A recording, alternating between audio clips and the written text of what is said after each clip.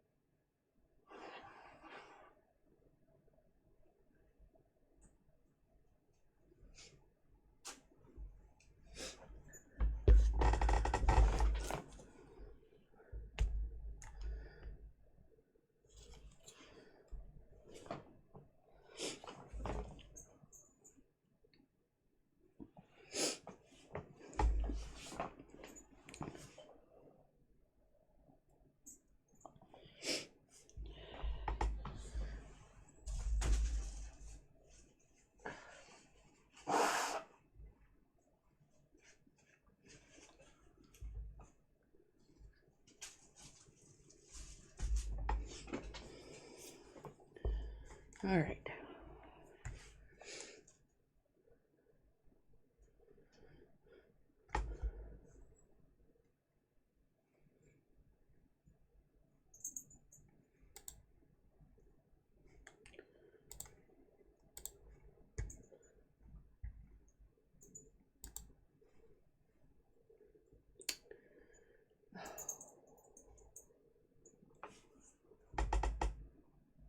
Okay, Midnight Salem on here twice.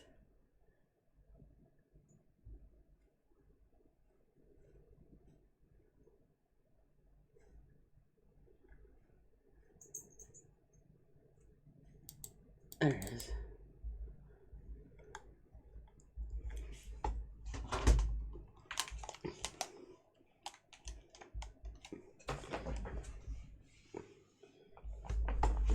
This way, actually. Here's my center of operations, my desk. Go ahead and poke around. If you want to know the particulars of how Alright, we're gonna... Yeah, Ned, please. Oh, now do we're what gonna I do, load. take a look at the book. Yeah, Ned, please. Alright, we're gonna call Nancy.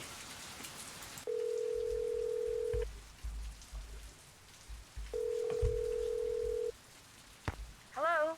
Good news and bad news, Nance. I found out that the receipt is for a box of stuff that Lamont, that's the guy who owns Zeke's, bought from Henry Bollet. No kidding. What kind of stuff did Henry sell him? That's the bad news. The box is in a back room, and it contains assorted unknown items, and that's all Lamont would tell me. Said something about not wanting to get anyone in trouble. So, looks like that's that.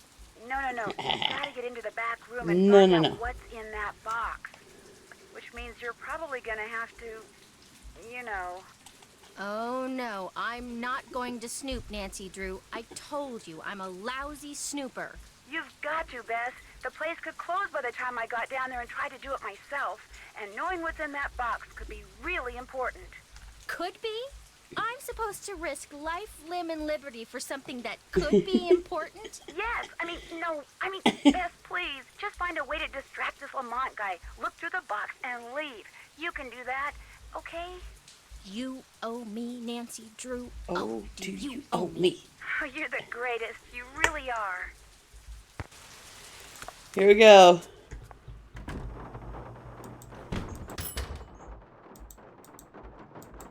Poor Lamont. Poor Lamont. Alright, how do I... try to talk to him again? Hey, I'm gonna keep browsing if that's okay. sounds like a plan.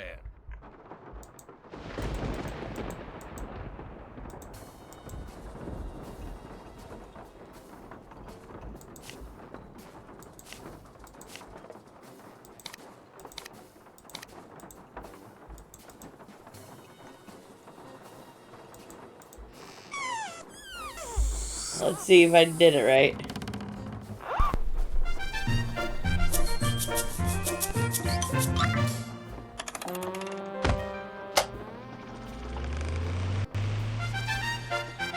Close, but no cigar. Oh. Guessing the boat goes there then.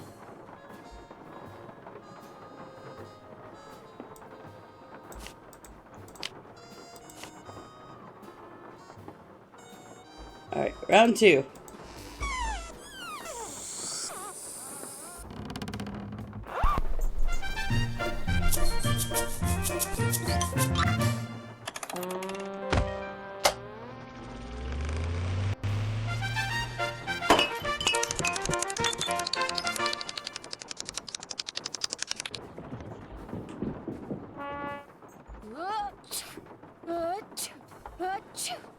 There, that should do it.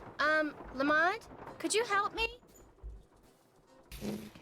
Poor Lamont. Sure, what do you need? I can't quite reach that bottle up there. Could you get it for me? Sure.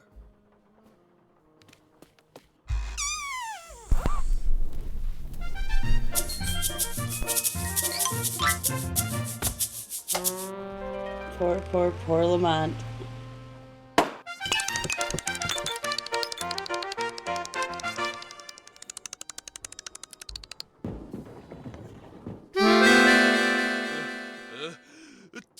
Oh no! Oh my gosh! Oh shoot! I'm sorry. I'll go get you something. What do you need? Nose spray. Back room. No spray, back room, got it.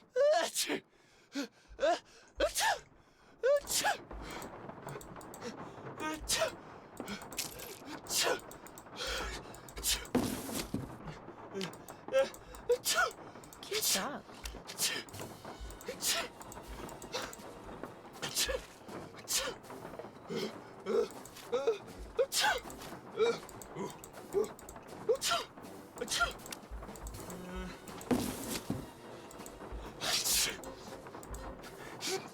I need to go through that box for Nancy, then get the nose spray for Lamont. Oh, I thought I did.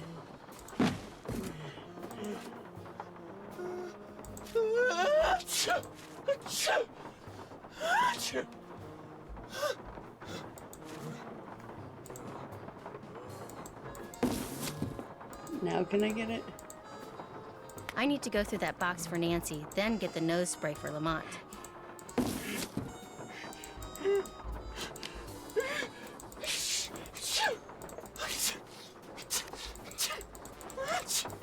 You dress as a pirate.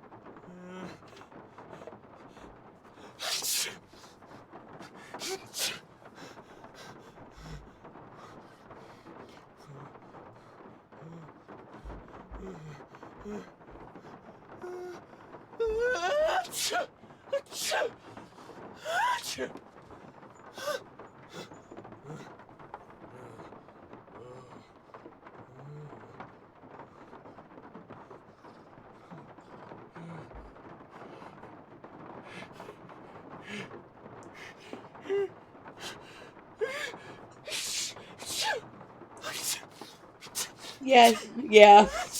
Hi, Coco.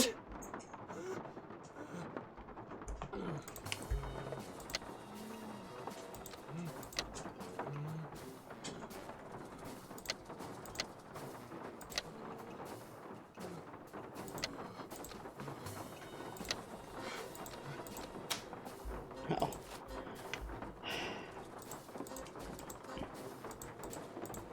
Whoa, this is weird.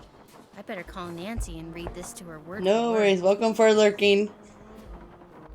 Have a nice Wow, Bess, that is shower. weird. No, I'll tell you what's weird. The box the letter is in is padded, and it has this round indentation in it that's the exact size of a human skull. It's like it used to contain a skull, but now it doesn't.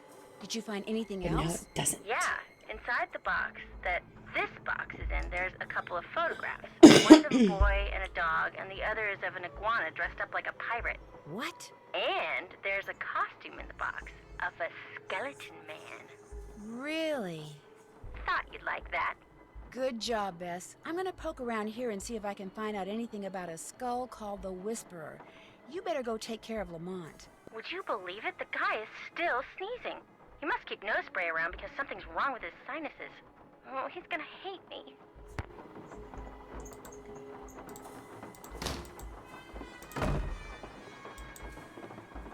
Yes? I'm going to keep looking around. Whatever. Whatever. Okay, Henry.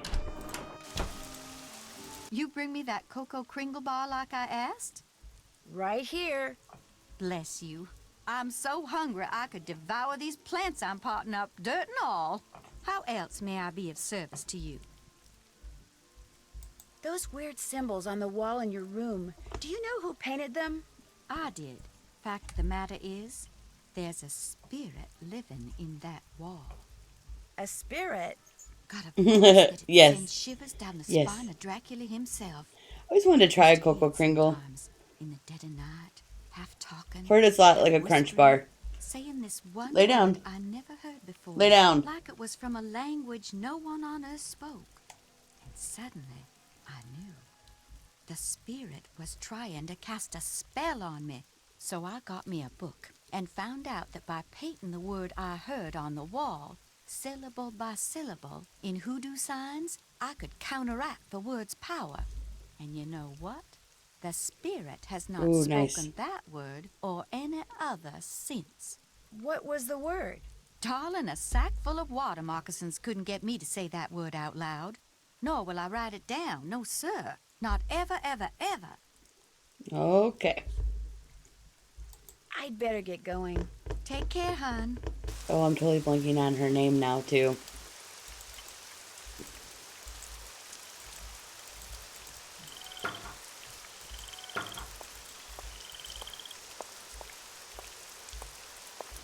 Is it this way? Yes.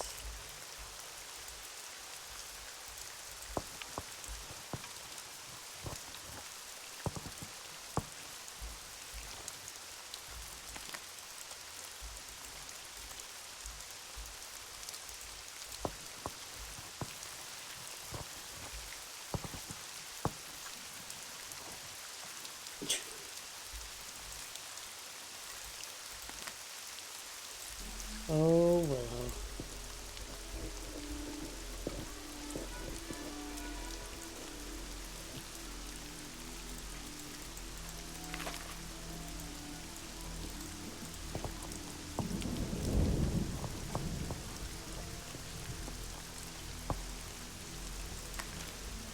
was the one we already had? Oh, the crow.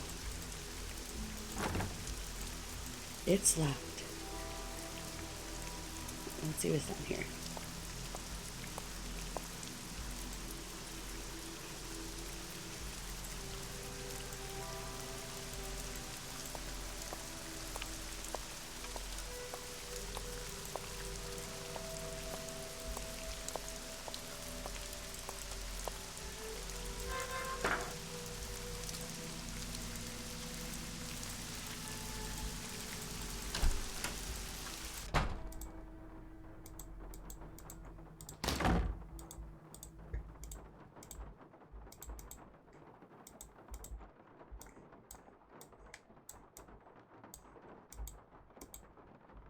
Did I get this one already?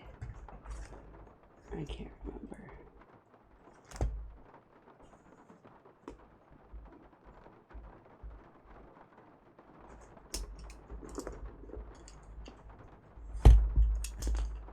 Don't think so. Okay. This would be the crow and the worm.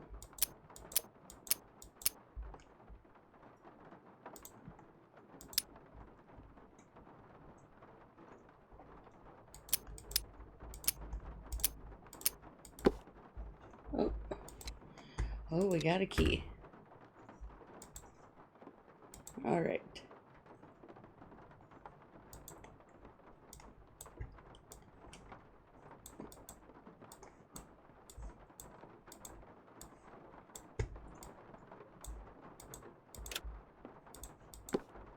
Okay, we got that.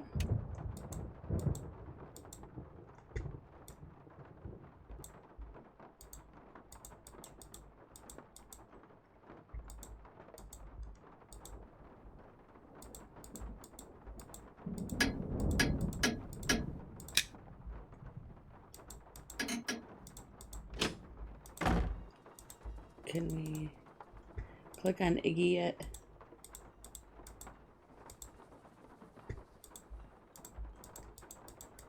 Nope. Why can't I click on Iggy?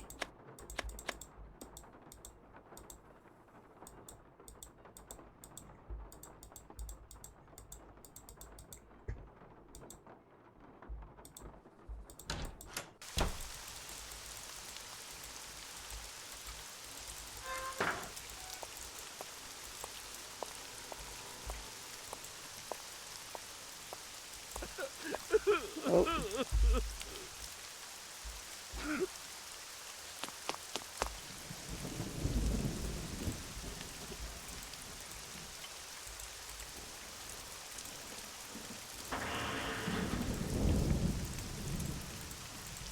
This room's kind of creepy.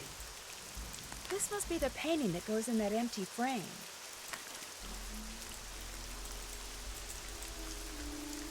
Marianne,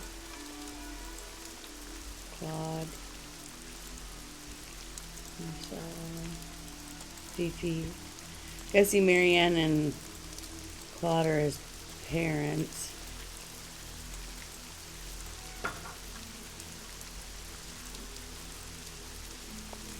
They died the year I was born.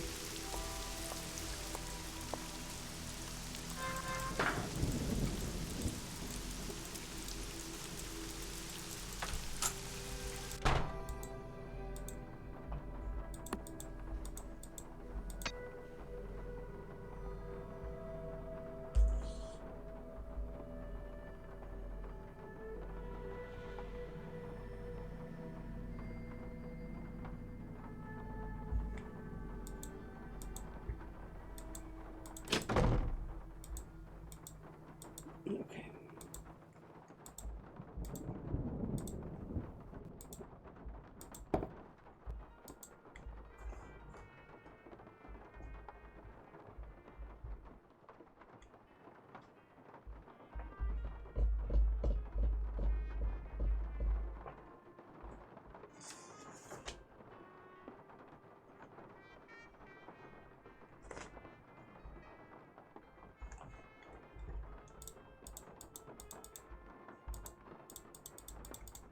Okay, I guess we can't do that yet.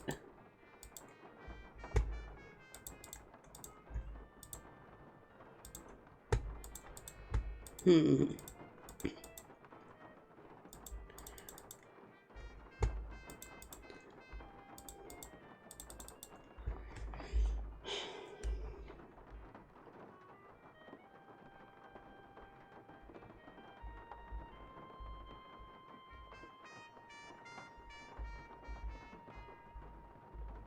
with me just a second.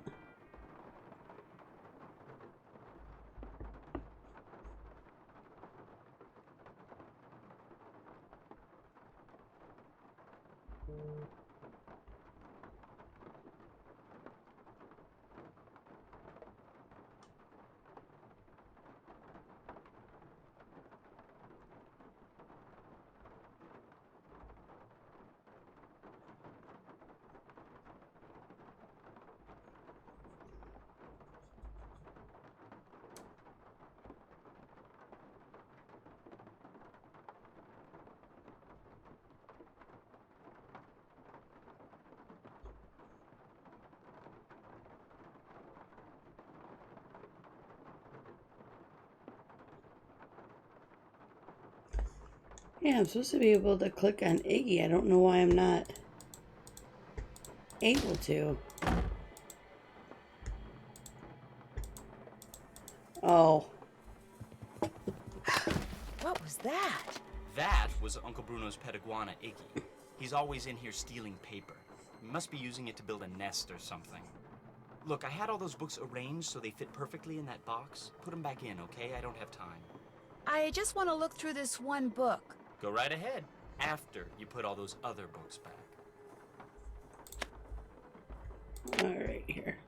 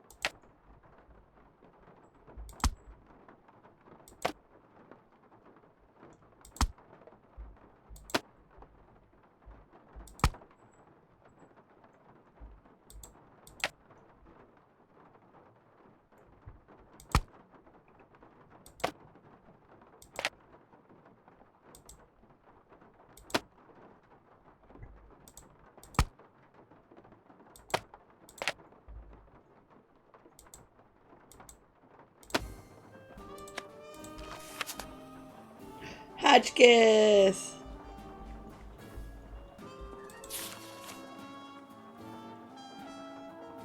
An overview. One of the most ancient and widespread legends known to humankind can be summed up thusly. Scattered over the earth are 13 humanoid skulls carved out of pure crystal. At some point in the future, fate will bring the 13 skulls together and they will speak, imparting wisdom that will save the human race from annihilation and usher in a golden era of peace and enlightenment. There are several versions of this legend, and one, the skulls were created by Mayans, Incans, or Aztecs, as collectively form a repository of information detailing how and why humans came to be. Their legend credits their creation to the extraterrestrials who seeded the earth with the human race and left the skulls behind to explain their actions at some point in the future. Yet another contends the skulls are ancient in origin, but more important, that each skull is somehow magical in and of itself. The distinctive gifts they offer their owners reputedly include precognition, clairvoyance, telekinesis, and of course, immortality. Some variations combine all of the above. What is both indisputable and intriguing about the general legend and its smaller, colorful variations is that several mysterious crystal skulls have indeed been discovered in the past millennium, turning up in all corners of the earth. What follows is an examination of everything that is currently known about these skulls in hopes of separating the facts of their existence from the fantasies of human imagination. The Whisperer. The first documented reference to the crystal skull known as the Whisperer came in 1532, shortly after Hernando de Soto helped Francisco Pizarro ambush and capture the Incan emperor. I'm not even going to try that. At the Battle of Cajamarca. De Soto's aide-de-camp, while updating the De Soto's expedition records, noted that during Atahualpa's, I don't know how to say that, subsequent imprisonment, De Soto befriended the Incan ruler. In time, he told De Soto a secret. He possessed an exquisitely detailed, life-sized human skull that the ancient ones had carved out of pure, clear crystal. He happened upon it at the hut of a deceased high priest whose astonishingly advanced age had caused his fellow priests, out of fear and jealousy, to slip him a fatal dose of poison. He took a fancy to the skull and kept it, and soon realized that the skull, which he contended would sometimes whisper to him in an unearthly voice, using unfamiliar words, was giving him immunity to all human ailments as long as he possessed the skull. He told De Soto he would live forever. But the priest before him, and like everyone who possessed this particular skull after him, he soon discovered that while the skull could perhaps protect him from the ravages of time and nature, it was no match for the treachery of his fellow man. To De Soto's great surprise and dismay, Pizarro had him executed, although there's no other mention of the skull in De Soto's records. It's highly doubtful that the Spaniard would have left such a treasure behind when he returned to Europe in 1536. Indeed, the next documented reference to the crystal skull, which he seems to have inadvertently bequeathed to De Soto, came another written by a nobleman in the court of Philip II, the member of the Austrian Habsburg family who took over the Spanish Empire in 1556. While guests at Habsburg's palace in Vienna, the nobleman mentions encountering a crystalline head of death, which a manservant swore made utterances strange and low, too terrible for the ear to bear. Apparently, the skull then made its way to France, more likely via Anne of Austria, who married King Louis the 13th of France in 1615. Because the next reference to a death's head carved from remarkably clear crystal can be found in the manifest of a ship belonging to René Robert Cavelier Sieur de La Salle, French explorer in 1684, was preparing for a journey that would take the skull ironically back to the New World from which it had come. The fact that La Salle took the skull with him on his expedition to colonize the Mississippi River Valley suggests that he may have been aware of its reputation for conferring immortality upon its owner. Once again, his real enemy proved not to be age or disease, but his fellow man. A group of his men stranded in what is now Texas after the expedition landed in the wrong place and antagonized the local Native Americans, eventually mutinied and killed La Salle so they could abandon their mission and head for the relative safety of French outposts in Canada. The Whisperer, however, appears to have been left behind. It didn't reappear until almost 200 years later. The photo of the right found in the basement of a library in Jonesboro, Arkansas, suggests that by 1881, his crystal skull had found itself in the hands of the traveling huckster, who apparently used it to lure potential patrons to his wagon so he could sell them various balms and elixirs. If he is the same Curtis Caldwell, who, accordingly to census records, settled in Baton Rouge, Louisiana, he lived and worked to the ripe old age of 93, dying only when a dissatisfied customer set fire to his house in a fit of anger. Whew. If the Whisperer was in Caldwell's house, it no doubt survived the fire, but exactly what happened to it next has proved impossible to discern, and its current whereabouts is a mystery. But what is known about the skull's previous owners could prove very useful in solving that mystery for all the people who possessed it. It have had two things in common. They lived for an unusually long time, and they always, without exception, met with death at the hand of another. In other words, the trail that leads to the discovery of this particular crystal skull will likely be one that begins with murder. Ooh. Okay, so now, because Hotchkiss's number was in that book, we're gonna go call her, because I love Hotchkiss. She's one of my favorites.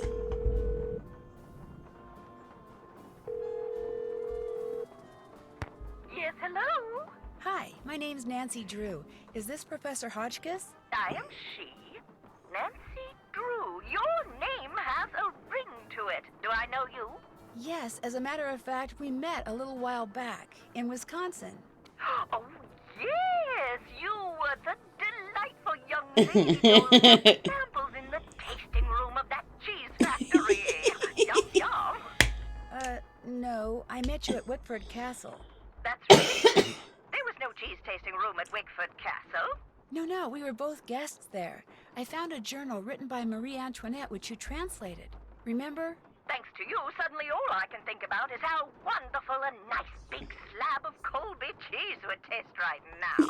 Listen, Mandy, I'm on a deadline, so if you could please just tell me why you called. But my name isn't... Deadline! Let's cut to the chase, shall we? Chop, chop. Did a man from New Orleans named Oh, Bruno Bolet Roger ever call you? Hotchkiss. Ah, now there's a name you can remember. Bolet. Nice and French. I'm a scholar of French history, you know. Yes, I know. So did Bruno Bolet call you? Indeed he did. Oui, oui. Oui, oui. Why did he call, if you don't mind my asking? Because he had read my book, of course. The Crystal Skulls. That's Hi, your Kiki. staple, one of my best efforts. Sold like hotcakes, smothered in a rich... Oh, jeez. tangy lemon. Hi. I have an Ozzy. Ozzy has come to visit. Did he say anything about owning one of the skulls himself? I would have hung up on him straight away if he had. I tell you, Brandy, if I had $1 for every Brandy. crackpot who's called claiming to own one of those skulls, I'd be able to dine at the Russian tea room every evening for the rest of my life. All right, that's a bit of hyperbole, but you get the picture. No. If memory serves, we talked mostly about the skull called the Whisperer. He wanted to know if I had learned any more about it since my book was published, which I hadn't, or if I had any theory as to what happened to it, which I didn't. And that was the extent of your conversation? Well, now, let me think. My, such insatiable curiosity, Nellie. You remind me of someone I encountered on one of my journeys. But for the life of me, I cannot remember her name or the circumstances. Nancy Drew? Wickford Castle? Ah, the eyes have it. I'm sorry? That's what Bruno Bolet said when I turned the tables and asked him if he had any idea where the Whisperer was. He said, the eyes have it. Then he chuckled and hung up. How much would a crystal skull like the Whisperer be worth? In this crazy day and age, where the shorn hair and used tissues of celebrities get sold for thousands of dollars, there's absolutely no telling, Candy. $500,000 easily. Maybe even $1 million. Maybe 2. Maybe 10. The sky's the limit. Cha-ching, cha-ching. If someone found a skull made of crystal, how could they be sure it's one of the crystal skulls? Wonderful question, Francie. How indeed.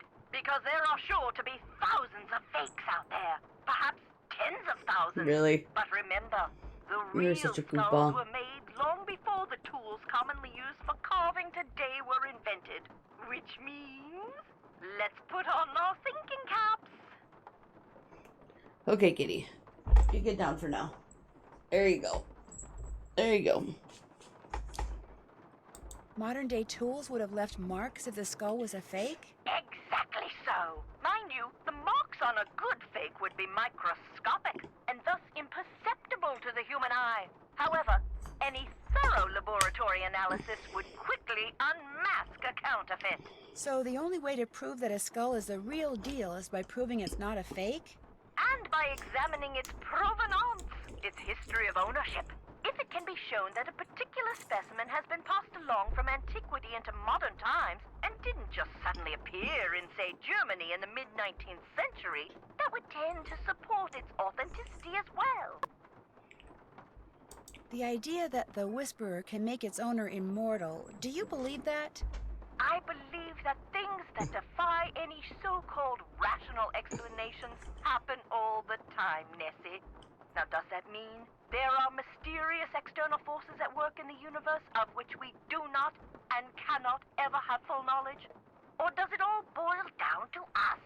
If the human heart desperately wants something to be true, does the human mind have the power to make it true? Who knows? Oh, questions, questions, questions. Oh, how dreary life would be without them. In your book, you said that all the people who've ever owned the Whisperer were murdered, yet Bruno Bollet dropped dead of a heart attack. Are you saying the Whisperer was in his possession after all? The scallywag! Why didn't he tell me that? Oh, that's right. I would have hung up on him. Well, if that's the case, then I strongly suggest you take a close look at his so-called heart attack, Sandy.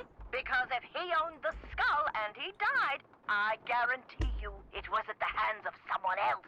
Or my name's not Beatrice Gertrude Winifred Hotchkiss. That's it for now. Good luck to you, dear. Okay, so, and then I think we have the thing for this now.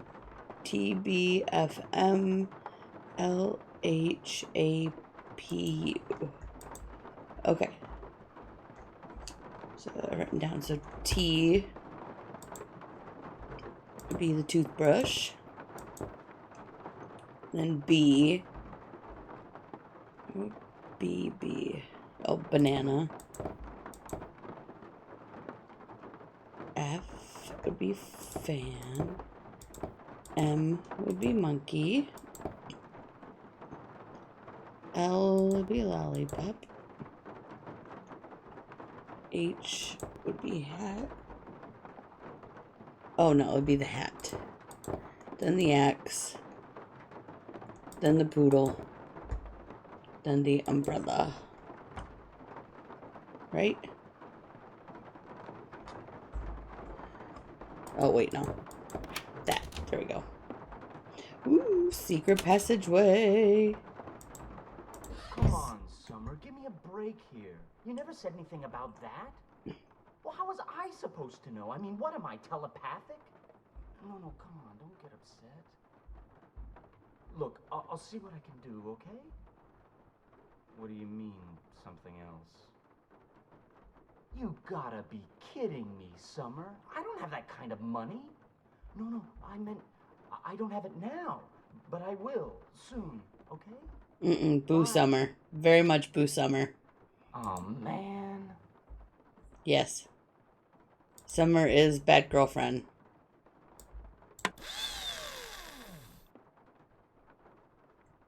Eye of the Beholder. Very much so. Hi, Shrew, my Nancy Anna. Oh. Oh, I came back out. Whoops. Oopsie. Very much so. Okay, so now we gotta figure out the spider. Okay, so first we're gonna go look at that book. And then talk to him about Sumer.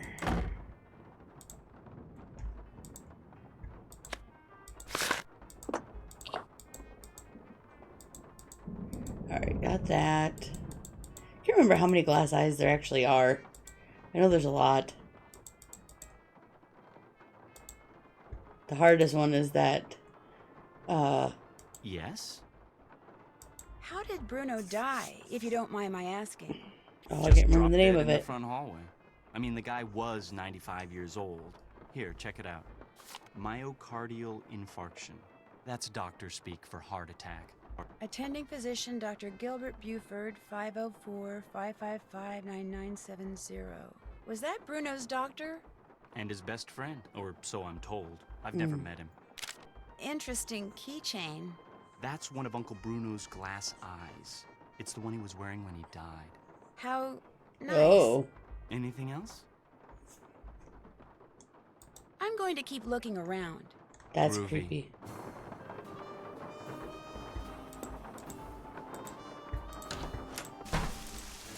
Hello again. Did Dr. Bolet ever say anything to you about a crystal skull? He may have referred to it as the Whisperer.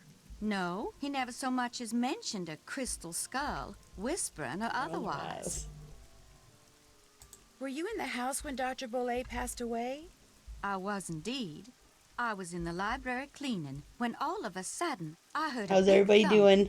I hurried out to investigate, and sure enough, there was Dr. Bolet lying by the front door. And as I rushed over to him, the door opened and in walked Gilbert Buford. He took one look at Dr. Bolet and hollered at me to call 911. So I ran back into the library and did just that.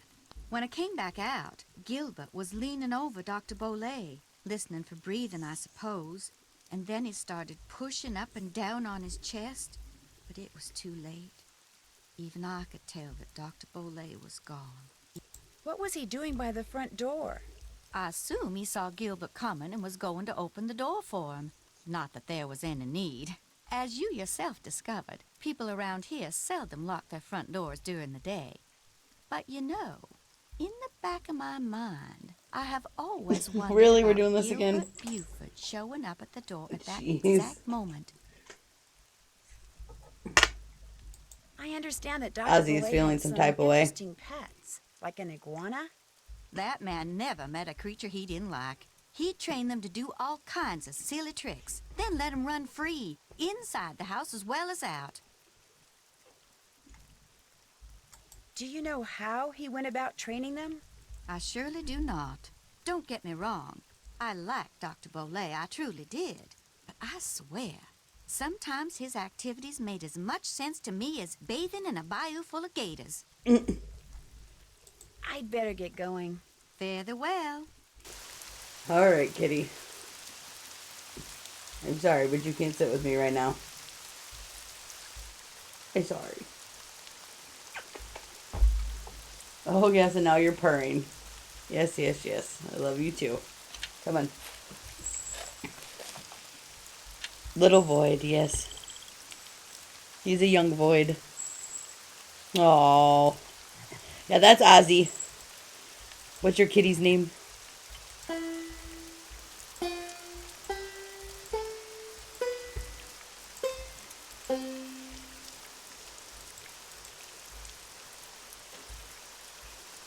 Oh, Rosie. Cute. Okay, so I don't remember how we figure out the things for this. Check. Alright, hold on 1 second. Let me go through here. I haven't done that. Still have to do that. All done. Did that. Check. All done. Check. All done. I haven't done that. Check. All done. Check. I haven't done that. All done. I thought I haven't done that. All done. Oh, that's I right. haven't There's done the that. chest in her room. 2 to open. Did that. Can't check that off yet. I haven't done that. Oh yeah, I haven't got... All done. Oh, I should probably get a kumquat. Haven't done that yet. I'm not so good at it.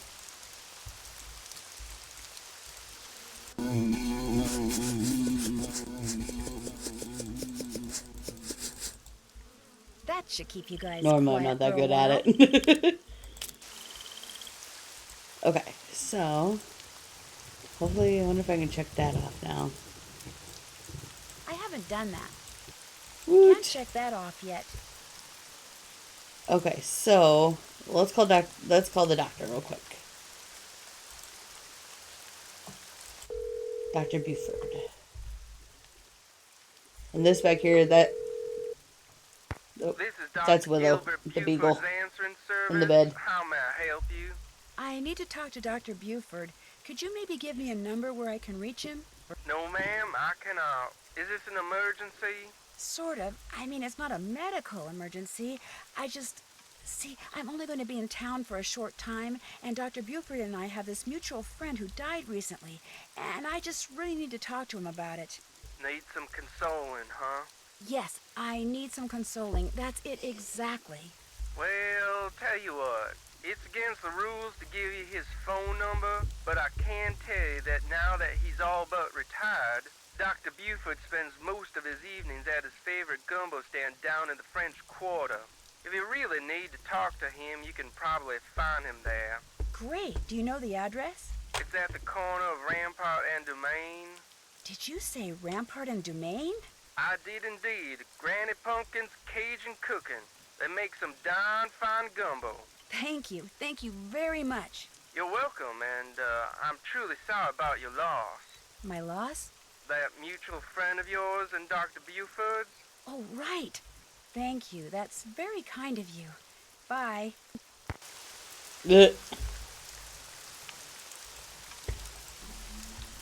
Alright, I guess... Should we switch? I guess we'll call Bess.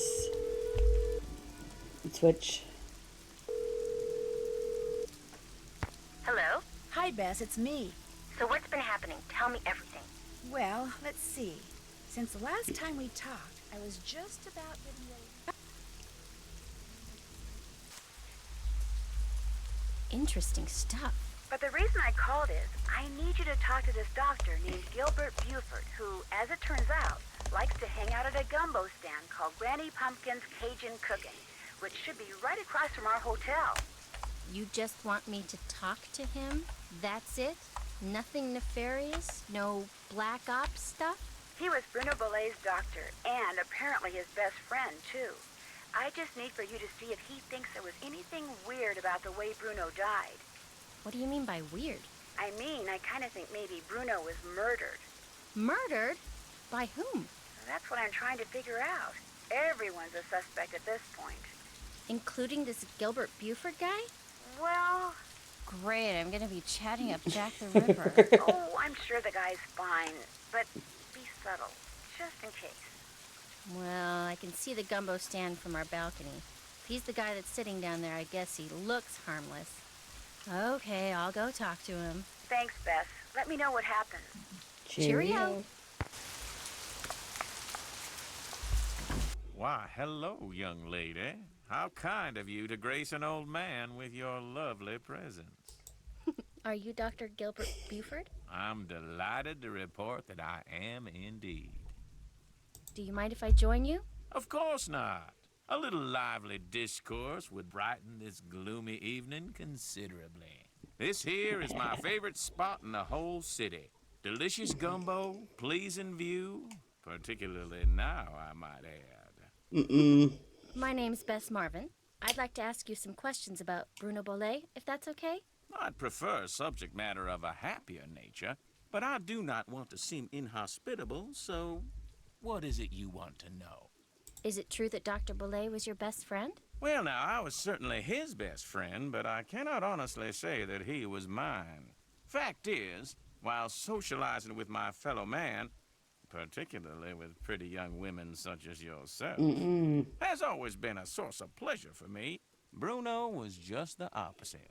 Unfortunately, the older he got, the more numerous his idiosyncrasies became, and the less concern about their negative effect upon others he became.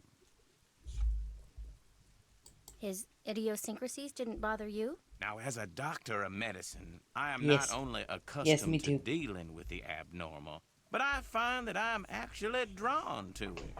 I, for one, thoroughly enjoyed Bruno's outlandish personality. Although, at the same time, I fear it may have played a role in his demise.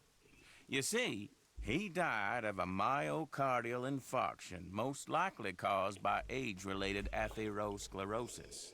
Dying of a heart attack is all too common for people who are socially isolated, and Bruno Bolet had most certainly become that.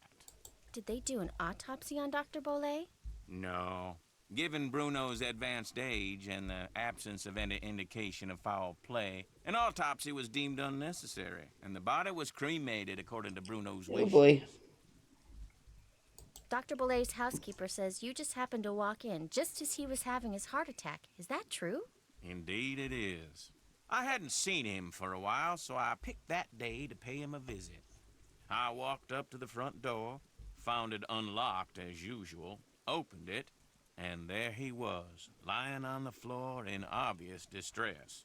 The next thing I know, his housekeeper came running in and started shrieking and carrying on, until finally I sent her out of the room so she could summon an ambulance, and I could once again hear myself think. Well, let's see. Then I knelt down and saw that he wasn't breathing. So I pulled him away from the doorway so I'd have more room to work on him, and began chest compressions. I continued until the medics arrived, but nothing they did made a difference either. Was Dr. Bolet unconscious the whole time? Yes, he was. Can you remember anything that might indicate what he was doing by the front door? I mean, had he just come in from a walk? Was he wearing a hat? Was he holding anything? Had he dropped something? An umbrella? Sunglasses? Wait a minute. Why, yes, he was holding something. A piece of paper. And on the floor next to him was an envelope. He must have collapsed while reading a letter. Do you know what happened to it? Now, I know the letter was no longer in Bruno's hand when the paramedics arrived, so perhaps he released the letter when I moved him. And yet, I do not recall seeing it on the floor when they wheeled him out the door. Iggy. What's icky? Iggy. Iggy is an iguana Bruno befriended, then turned loose. Oh, He Iggy. soon developed the annoying habit of stealing paper and stockpiling it in the vent system. Are you saying an iguana made off with the letter Bruno had been reading? It would Oh, not have been Iggy. the first time a missing document ended up in Iggy's possession. Renee would periodically call me saying the lizard had absconded with one of Bruno's prescriptions and would I please write her up a replacement. In any case, Bruno once told me he was training Iggy. Said he taught Iggy to retrieve the things it had stolen. Did Dr. Bolet ever say anything to you about owning a crystal skull? Why, yes. Yes, he did. In fact, he showed it to me once. Said it had magical powers. Said owning it was going to allow him to live forever. I thought it was utter nonsense and told him so. Well, he didn't appreciate that at all. Refused to talk to me for a full 2 weeks. What'd the skull look like? It was quite beautiful, actually. Life-size, perfect in form and clarity, like a diamond almost. Tell me, Miss Bess, what do you know about that crystal skull?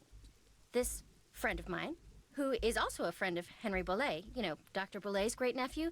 Anyway, while she was visiting Henry, she saw this book in Bruno's library about the legendary crystal skulls and was kind of intrigued and thought that since Henry said that you were pretty much Bruno's only friend, maybe Bruno had said something to you about it, and as it turns out, he had. That's all I know. I see.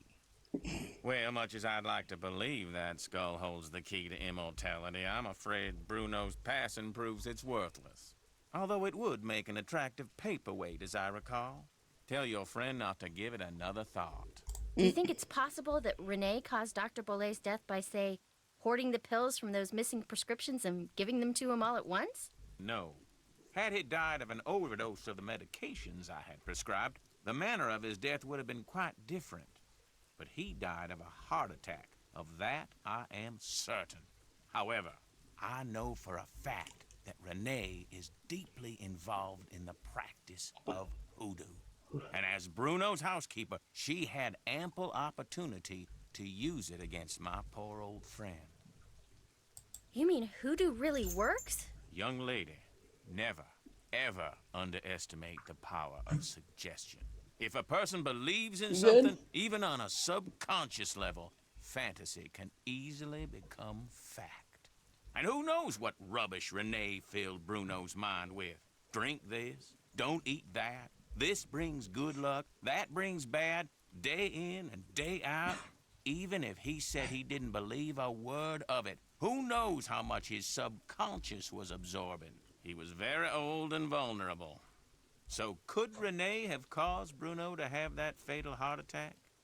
There's not a doubt in my mind she could indeed. All right. Thanks for your Voodoo. time. I've enjoyed our conversation immensely.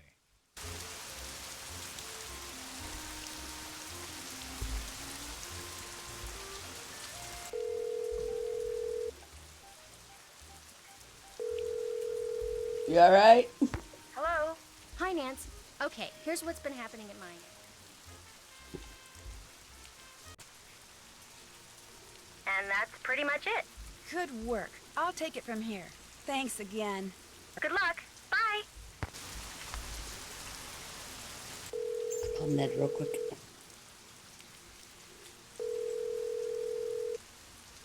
Hey, Nancy. How's it going? Pretty good. Meaning... Oh boy. I think Henry still misses his parents a lot. What makes you say that? I saw him out in the cemetery by what I think is their crypt. He seemed pretty upset. I'm not surprised. I get the feeling that what Henry looks like on the outside is just the opposite of what he looks like on the inside. Bruno Bolet's housekeeper Renee is still here, despite the fact that she and Henry don't really get along that well. Why do you think she's staying on? She says it's because Bruno paid her in advance. But you don't believe her. 10% of Bruno's estate is supposed to go to her. Only she thinks, and with kind of good reason, that Henry's been selling off Bruno's assets on the sly. So it wouldn't surprise me if she's staying on so she can try to bust him.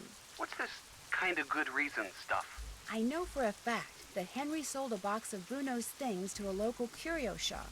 So this Renee person isn't just being paranoid.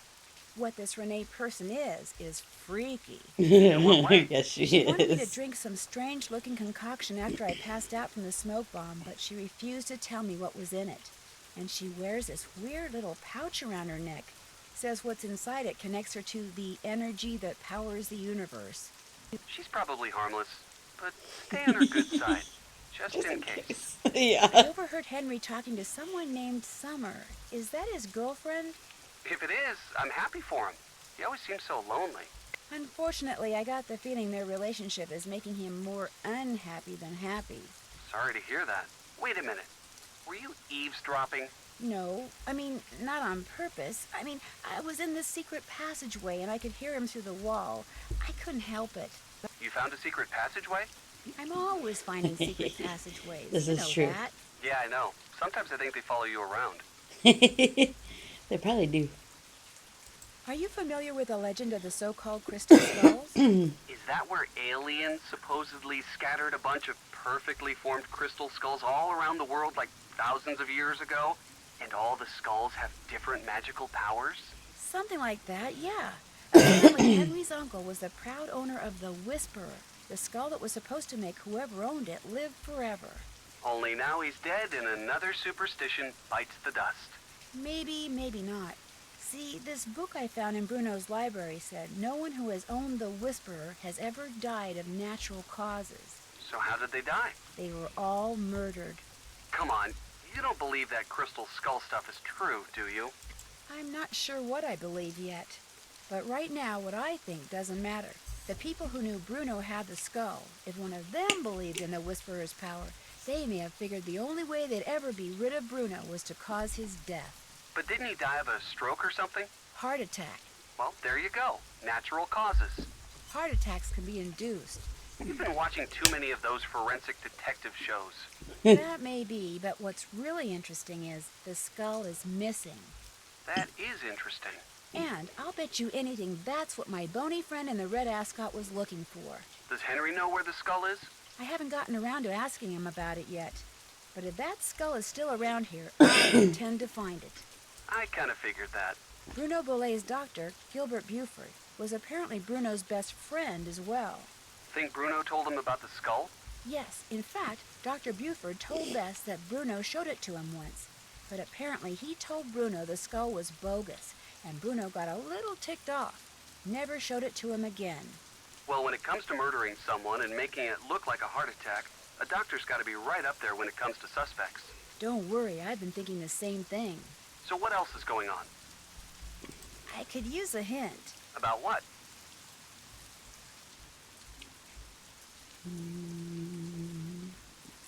I'd sure like to find the key to the door that's at the end of that secret passageway.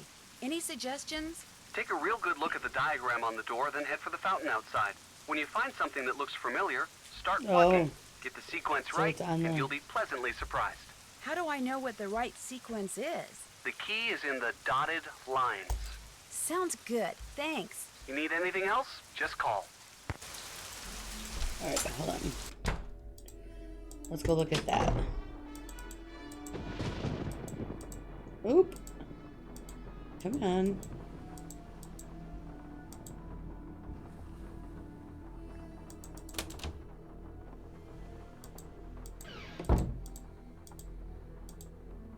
Okay.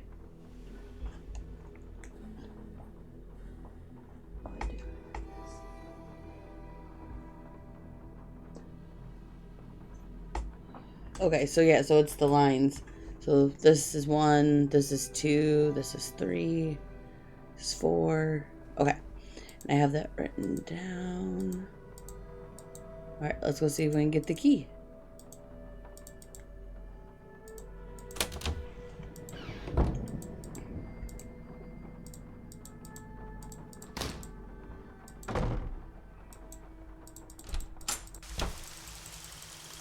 Alright, here we go.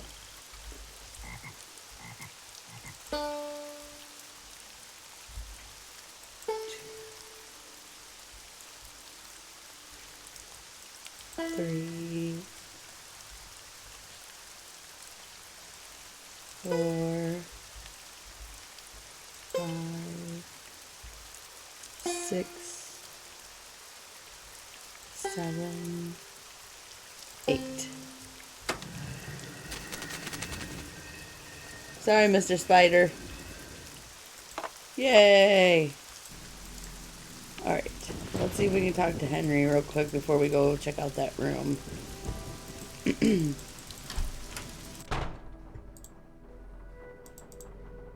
Oh, come on. Shoot.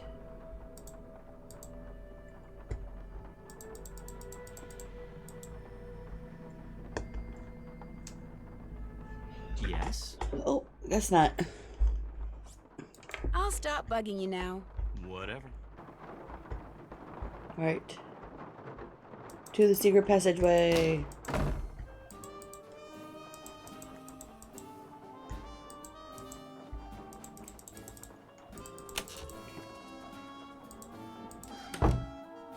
Kind of sounds like music from Clock. A little bit.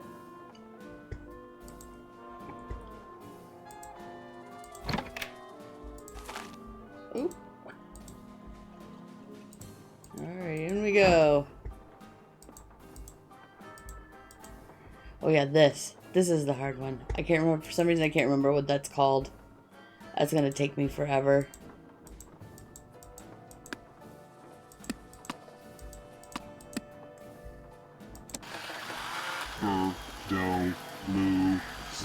This is creepy.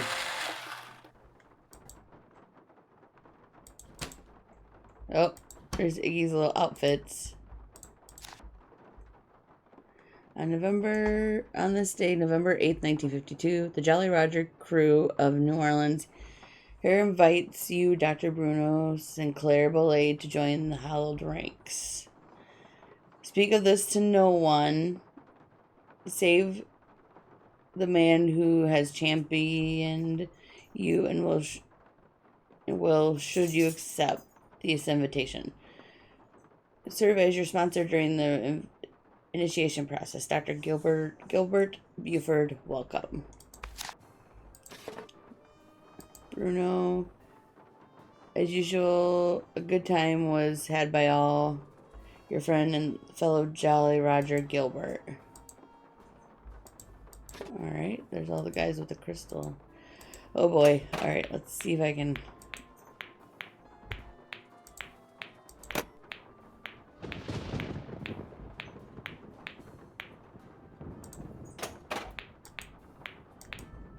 shoot.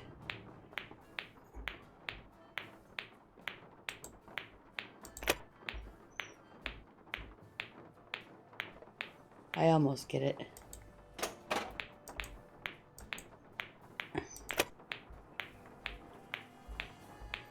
What's wrong, Jake?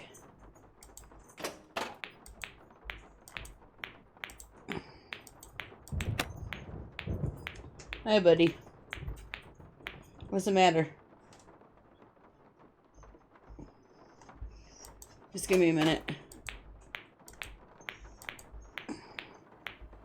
Yeah, we'll try again later.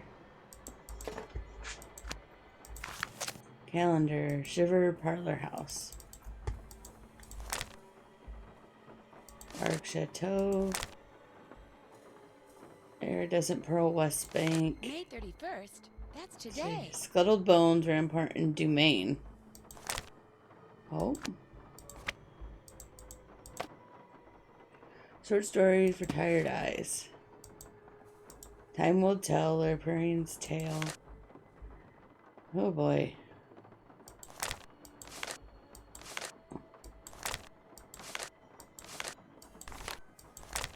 Okay, that's gonna tell us how to get some more of his eyes, so we'll take care of that.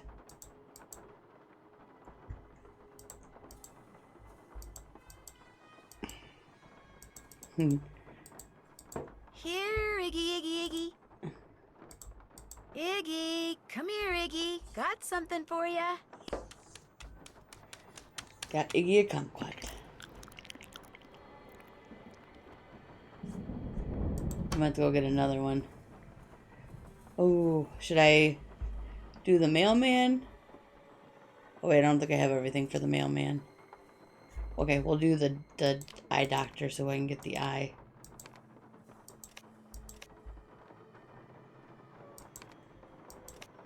Because I don't think... Oh, maybe I do have...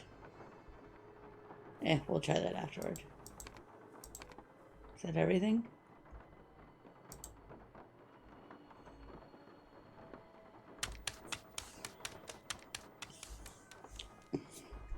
Alright, there's the one eye. Alright. Well, this sucks.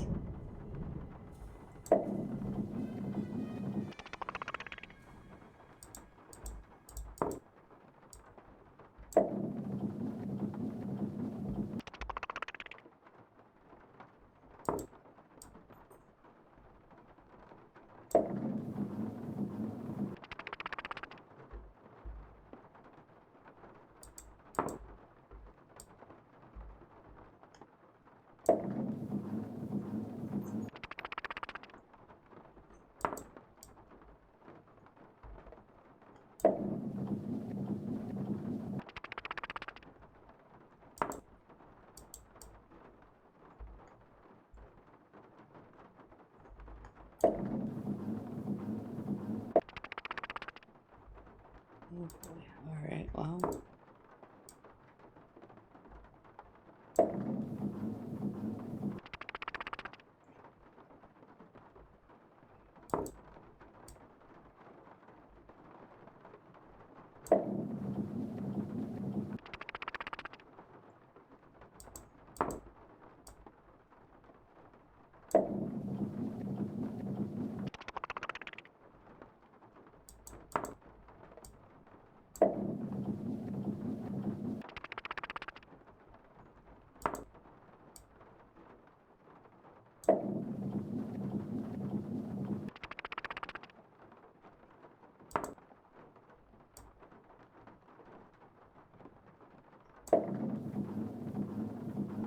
Oh, shoot.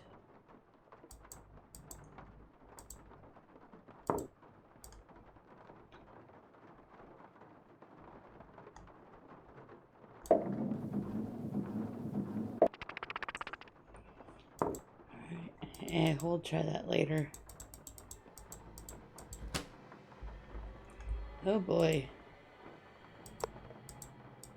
So 1, 2, 3, 4, 5, 6, 7, 8, 9, 10, 12, 13, 14, 15, 16, 17, 15. This must be where 18, I'm supposed 19, to put all the glass 20, eyes I've found. 21, Let's 22, see how we're 23, doing. 24, 25.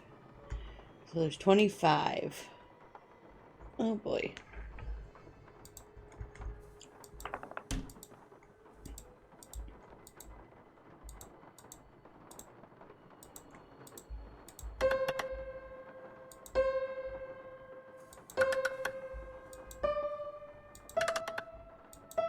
Oh, this is for the thing again, where the spider is.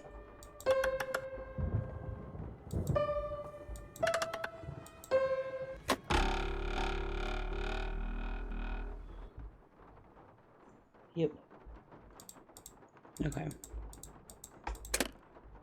So it tells us how to get an eye there. Alright.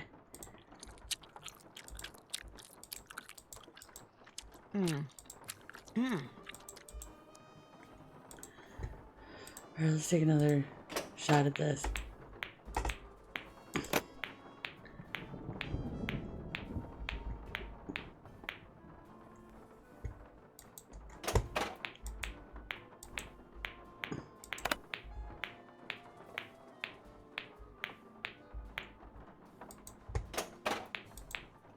Gotcha.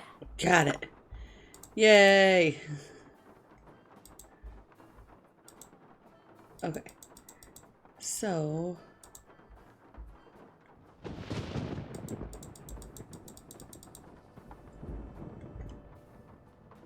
we gotta figure that out. Okay, so we're gonna go get kumquat, and then we're going to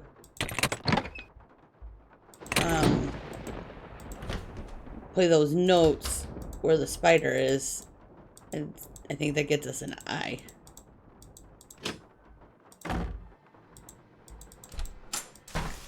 The other thing we want to get from Iggy is whatever paper he stole.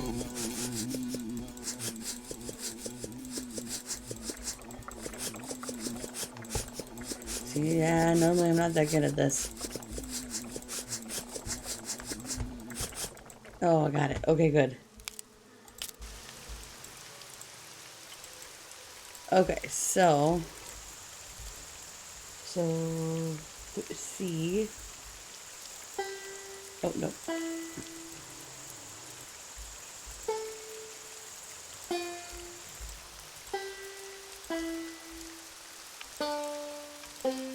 Oh, there's C.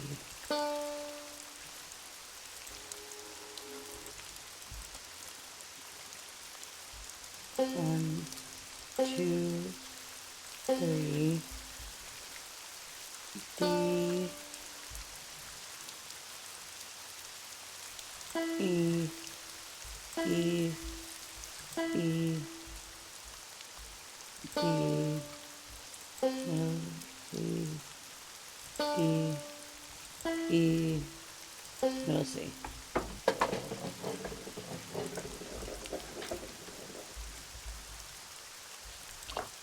Okay, got that one.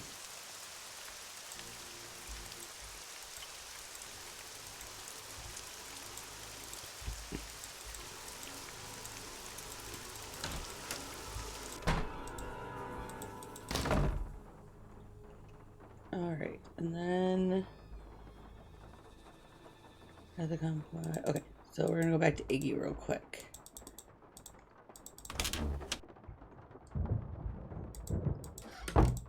See what this letter is that he has.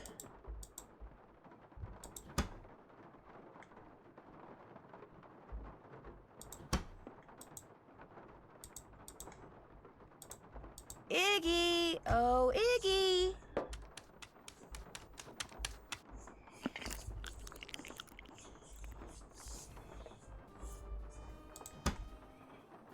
Alright, Iggy.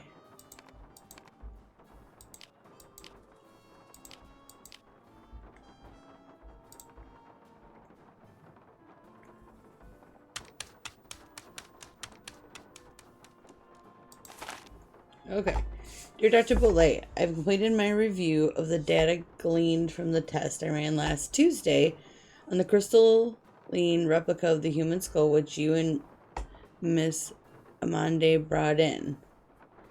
What follows is a simple answer regarding its authenticity, which the two of you requested. My analysis showed that the skull, while made of remarkably pure crystal, was carved using modern instruments. In layman's terms, the skull is a fake. Again, thank you for allowing Milo Research and Technology to serve you. Oh, so that's why he had the heart attack. Because that's the news he got.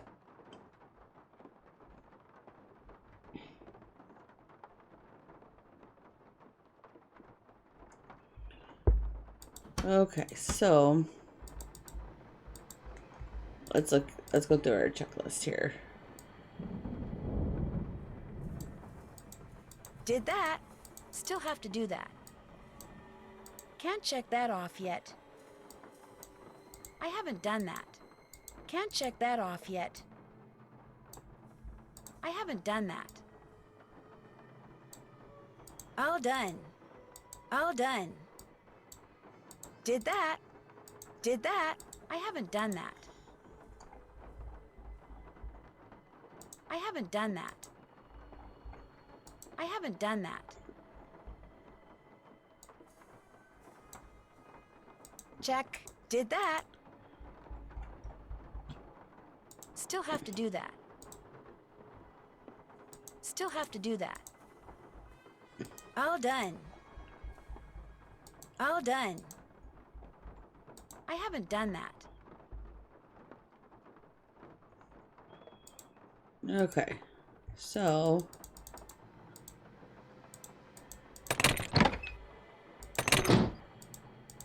let's go try to talk to Henry and Renee.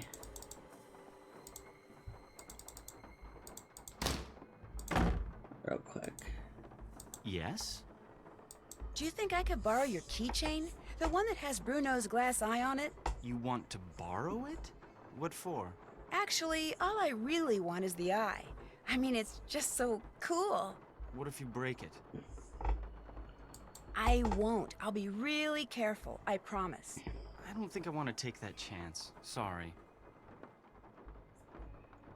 The box of your great uncle's things that you sold to Zeke's curio shop, that was a no-no, wasn't it? What box of things? I don't know what you're talking about.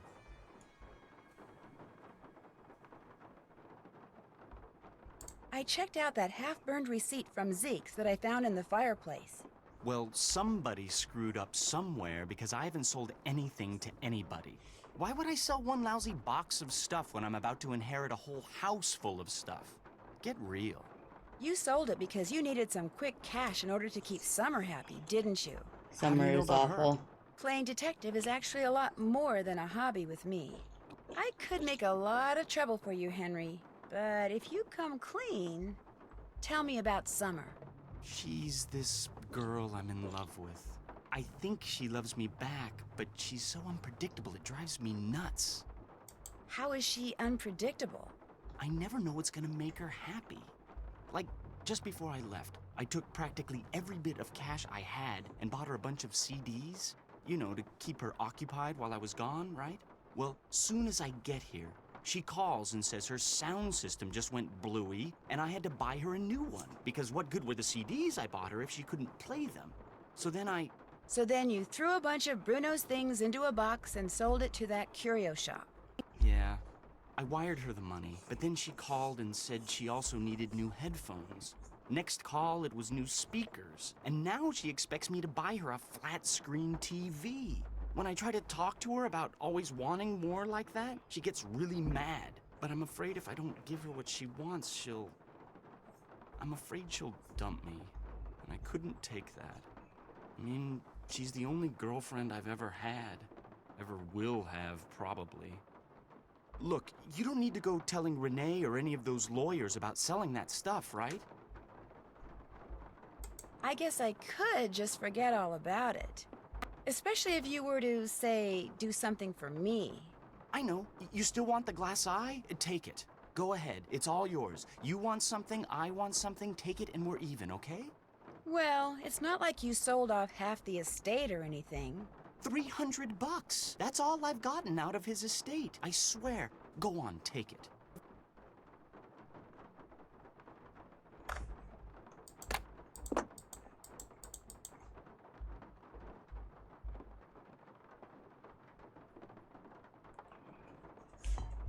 I was naughty. From now on, I'll be nice, I promise. I was naughty. Do you know anything about the crystal skull that was in that box of junk you sold to Zeke's? There wasn't any crystal skull in that box. Are you sure? It would have been inside another box. Well, I did throw in some smaller boxes. Like I said, I was just grabbing stuff. Was it valuable? All I really know for sure right now is that it's missing. Great. Be just my luck to have sold something that wasn't junk to that glorified trash collector.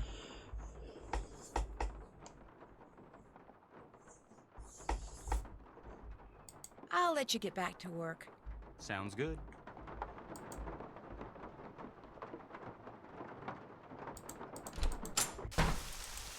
Hello again. I think I found the letter that Dr. Bolle was reading when he had his fatal heart attack. Iggy the iguana had taken it. Apparently, Dr. Bolle did have a crystal skull and believed possessing it would make him immortal. So he had it tested, and the lab sent him its findings in this letter. Read the second paragraph. My analysis showed that the skull, while made of remarkably pure crystal, was carved using modern instruments. In layman's terms, the skull is a fake. My guess is Dr. Bolle believed in the skull so completely that when he read it was a fake, he was totally devastated, and his heart just stopped. But what I don't quite understand is, why did you tell me you didn't know about the crystal skull when this letter indicates you did? All right. Dr. Bolle told me about the skull. As you said, he believed with all his might owning that skull was the reason he was still going strong at 95. I lied to you because, well, for one thing, Dr. Bolle swore me to secrecy. And for another, he kept the skull hidden. And up until just this minute, I wanted to be the one who found it.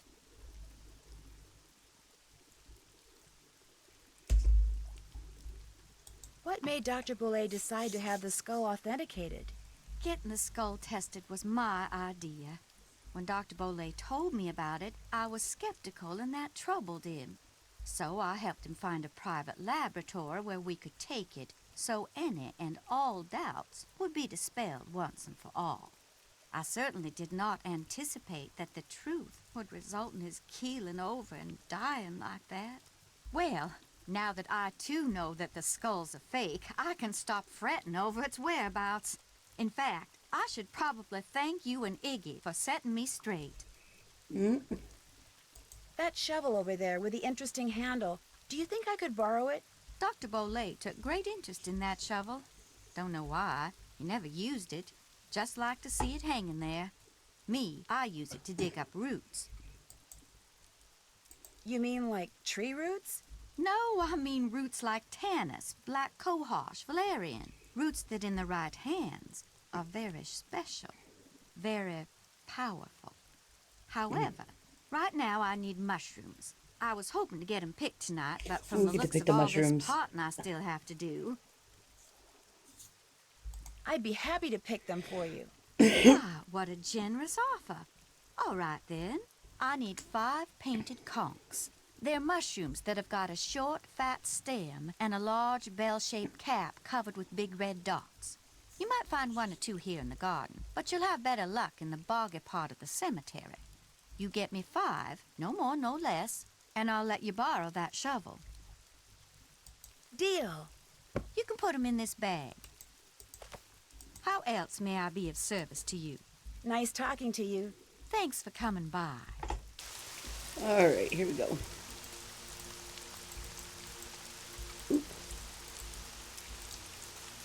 This has got to be a painted conch.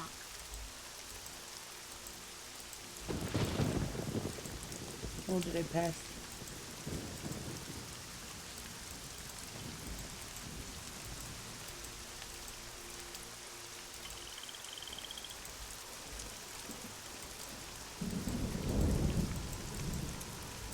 Another painted conch.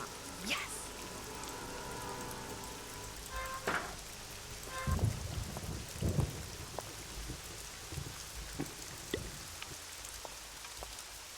Alright, that's 3. Oh, not that way.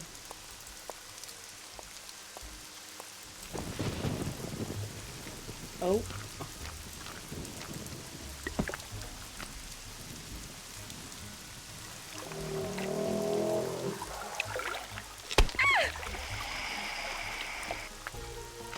Oh. I cannot remember his name.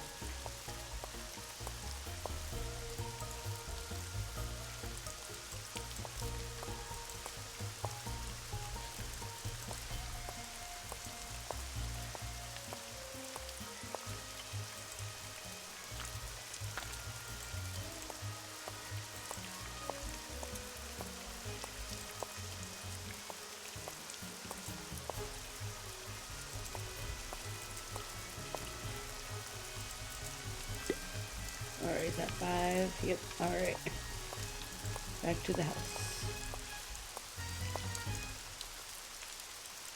Sure, I mean, I think people that are here have played the games. I've played through all of them multiple times.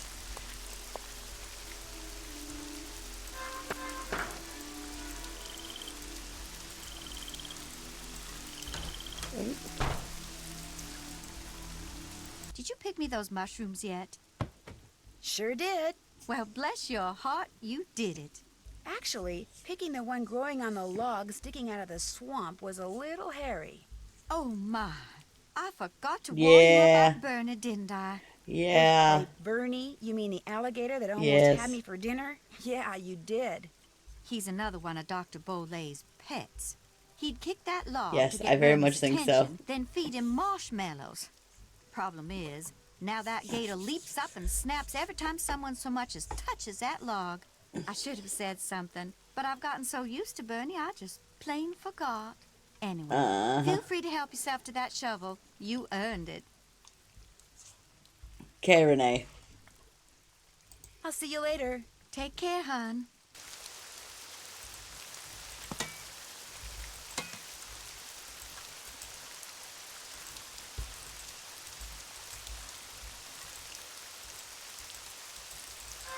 Now I gotta try to remember where this is.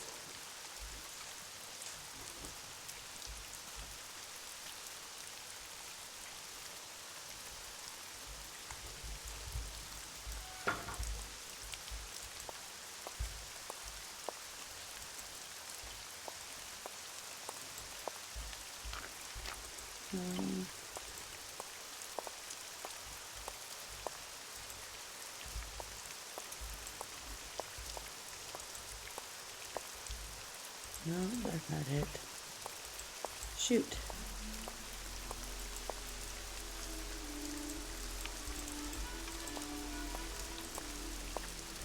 I don't remember where this... Oh, here we go. So, okay. West 4. 1, 2, 3, 4.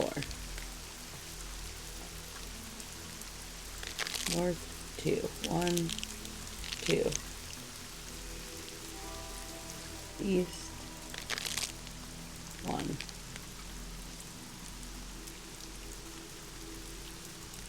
South 3. 1, 2, 3. West 2. 1, 2. North 2.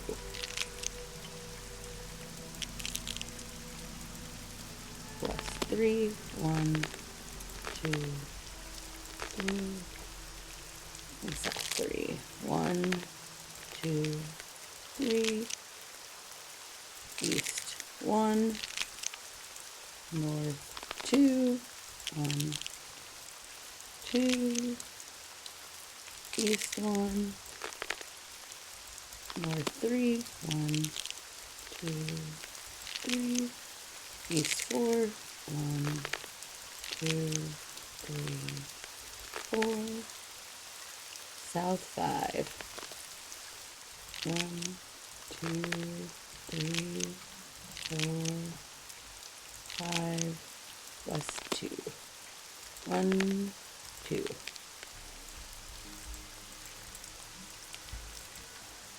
Oh.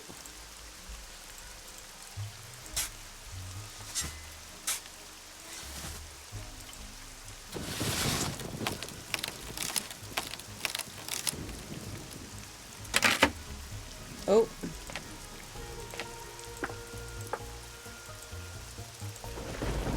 Got that eye.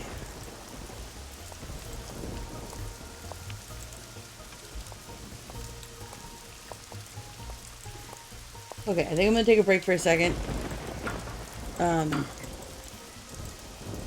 gonna go to the bathroom, maybe grab a snack, and then I'm gonna let the dogs out. I think Jake needed to go out earlier. So I'll be right back.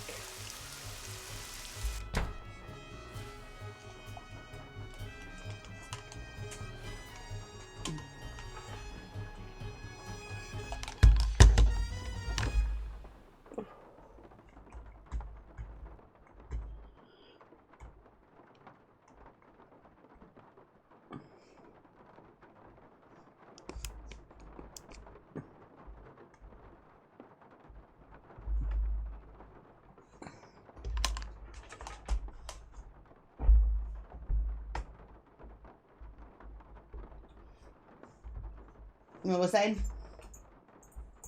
Come on.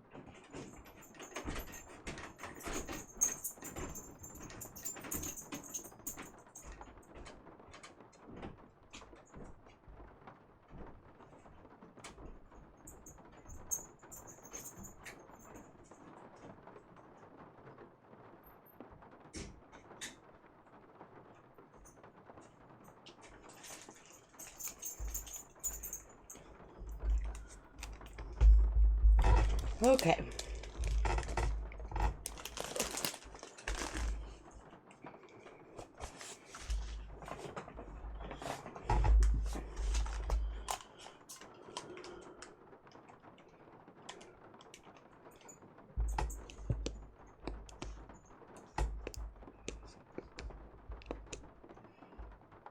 Okay.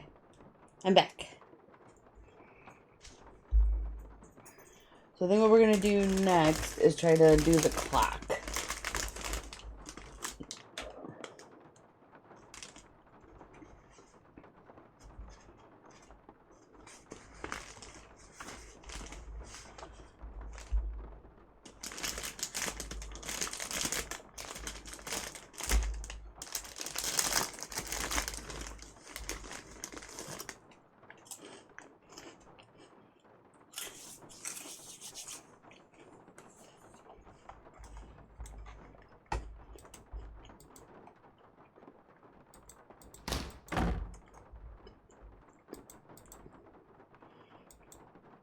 Oh wait, or do we have to have two handles?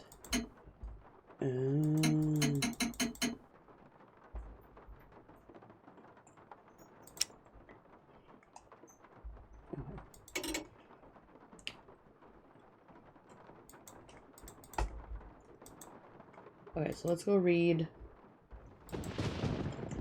that book.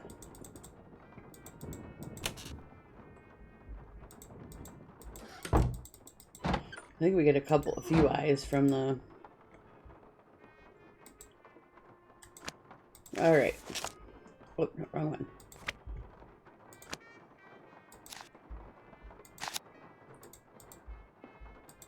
Oh, wait, where's the...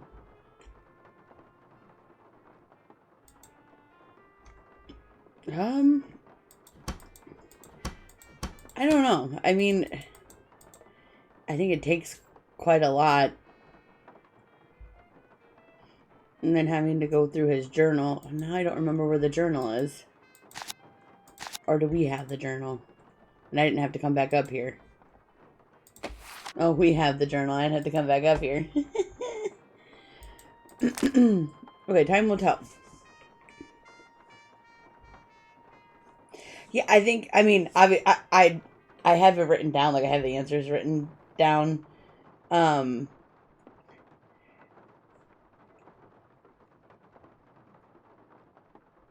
Okay, so it says exactly midday, the teacher said to his class, what time will it be when 3 hours have passed?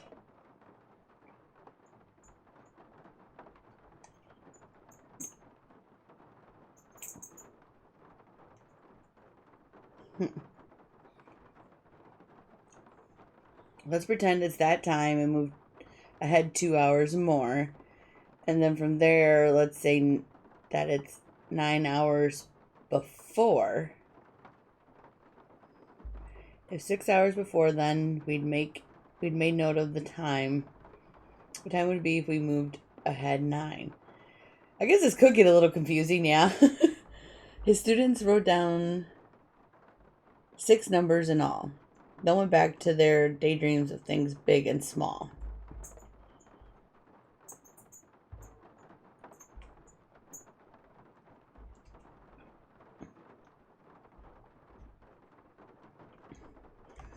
Yeah, I don't know.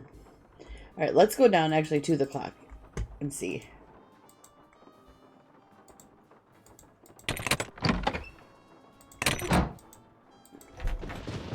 I think a lot of times we end up using a walkthrough. But, okay. So,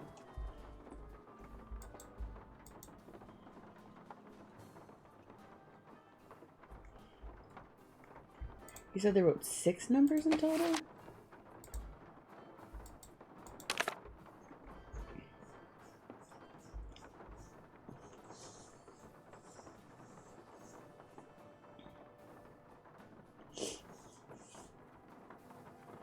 Okay. So midday would be 12. So we start on 12. And then it says 3 hours. And then so that'd be 3. Oh, shoot. So 3. And I said 2 more hours?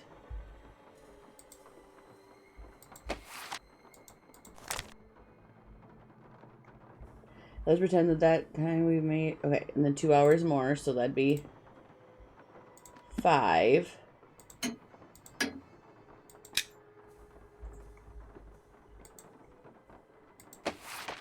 And then from there, let's say that it's 9 hours before. So 1, 2, 3, 4, 5, 6, 7, 8, 9. So 8.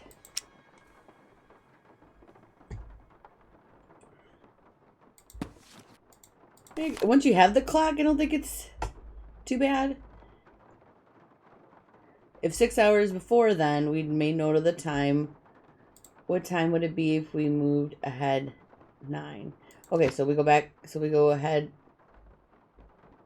So we go back 6 hours. So that'd be 2. 2.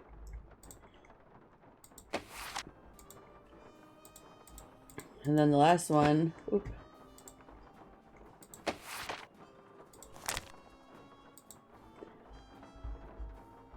What time would it be if we moved ahead 9? So 2 plus 9 is 11. Oh, let's just do it.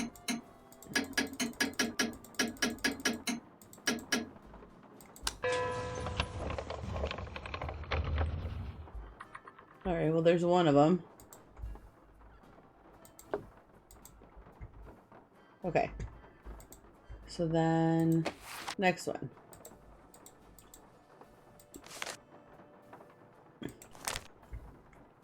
Okay, we'll see how this goes. At high noon, the sheriff stepped into the street and addressed Bad Man Bart. 5 hours ago, I told you to leave town, and you swore you'd be gone in 3. The reason you're still here. So we go noon. So 12. Back 5 is 7. He said he'd be gone in 3.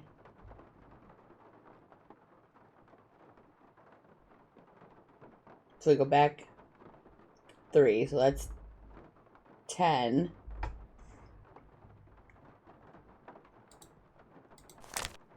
I left right when I said I would. Started, Bart exclaimed, but just as I was riding out my horse through a shoe, took him straight to the blacksmith, but it was real busy. He said it would be 5 hours till he finished with my horse. So 10 on the clock, so 5, 11, 12, 1, 2, 3. Better tell him to get a move on, the sheriff, because 2 hours from now, if you're still here, you're going to be real sorry. So then 2 hours from noon is 2. So 2. Bart understood. He went back to the blacksmith and an hour later was on his way out of town. So then that'd be 1. Okay. So 12, 7, 10, 3, 2, 1.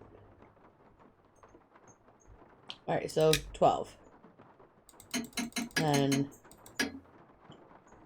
7. Then 10. Then 3, 2, 1.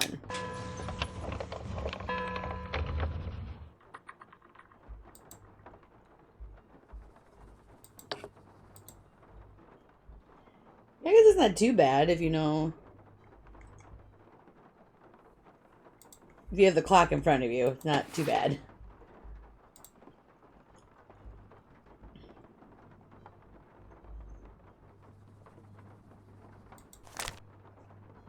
Okay, so part 3. Okay. It was midnight on a dark and stormy night, only 4 hours before I'd seen my dear friend. So midnight, 4 hours before, 8 o'clock. So 12:08. My dear friend Hollins, who informed me that he was leaving for Court of the Star Chamber in a mere 2 hours, so 10, and feared he would never return. I realized that 6 hours after he was to enter the chamber, so 10 plus to 6 is 4, I was to surrender myself to Count Blackburn. I had no way of knowing whether after the usual 5 hours, so 4 plus 5 is 9, interrogation, I would be able to keep a rendezvous with Lucretia 2 hours later, so 9 plus 2 is 11. Would the Count let me leave, or would he imprison me forever? I was terrified. Okay. So yeah, if you have the clock in front of you, and no, like, it's not terrible. I don't think it's too bad. Okay, so 12. And then 8. And go to 10. Then you go to 4. Hi, honey. And you go to 9. Oop, and then 11. Yeah, see, I don't think it's too bad. I think that's all the ones for the clock. Okay, so we have 14 eyes. There was 20 something. Okay, so let's see what else in here. So we did the Time Will Tell. Let's see what the Librarian's Tale. Great keeper of books is true. Am I? Many a reader through me can spy a wondrous world that never will die. Could say it's magic, the librarian's eye. But to get such an eye, you must first take a look at the cards that keep track of every book. The title's the thing, edition's the hook that will tell you to remove the orb from its nook.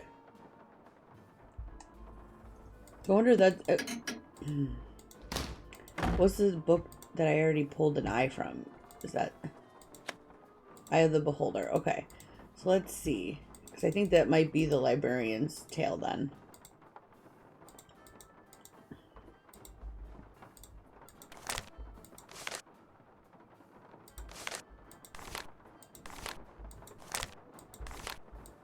Cat's eye, cavities.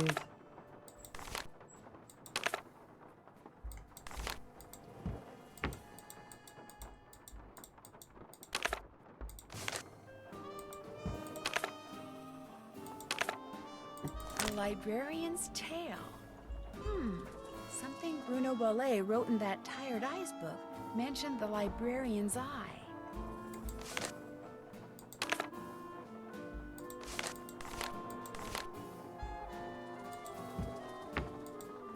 I wonder... Oh. Here we go. A Librarian's Tale. So there is another one. Okay. Is there a number on that?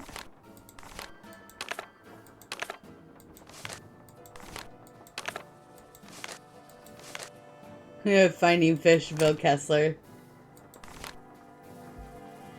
Nope, A by P teach 000.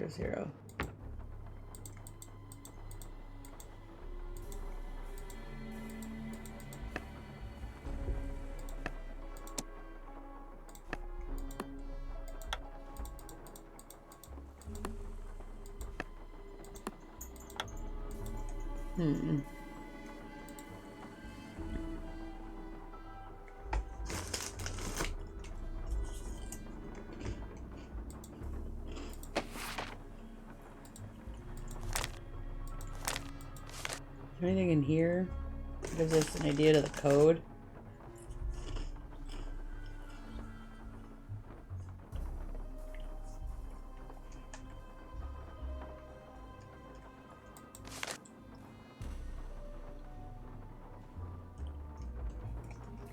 Edition's the hook.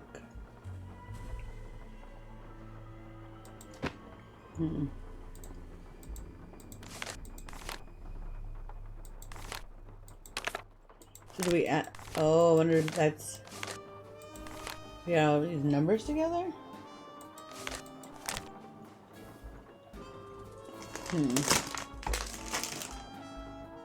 Or anything that talks.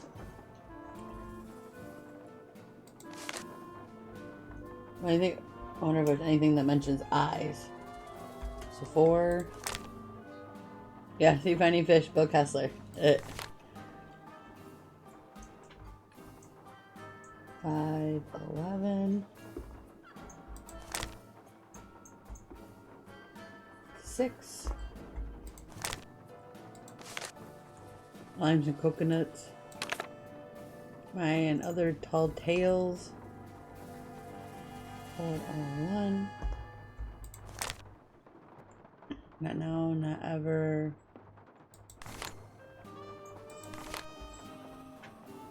Okay. Let me see.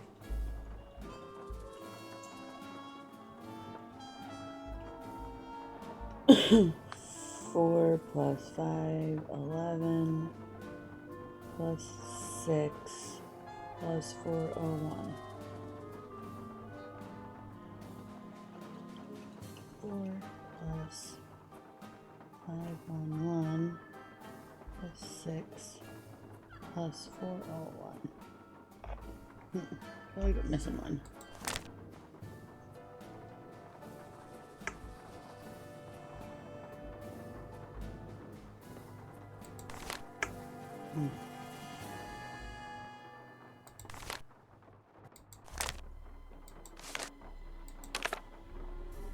Okay, I got the eye candy already.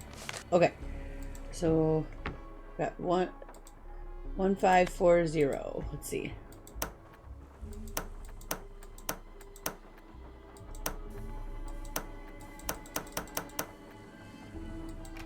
Nope. All right. There's another one.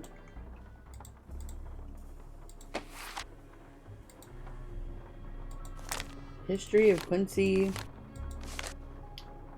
Booker's teeth.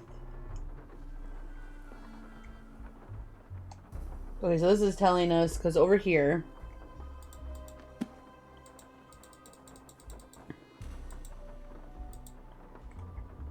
I think these are the upper, these are the lower.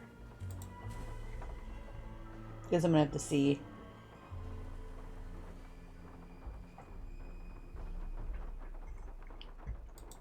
But it tells you which teeth he did something to. Filled upper right second molar. Extracted upper right central incisor, then upper left central incisor. Filled lower left lateral incisor.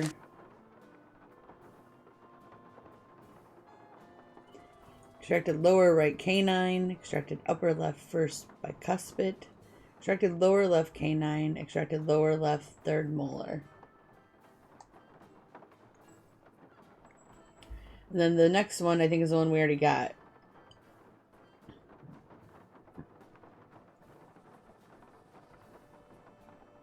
Yeah, the shovel. Okay.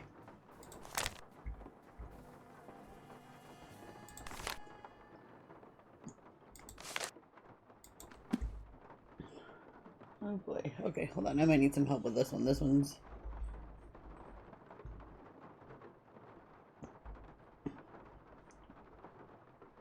Bear with me.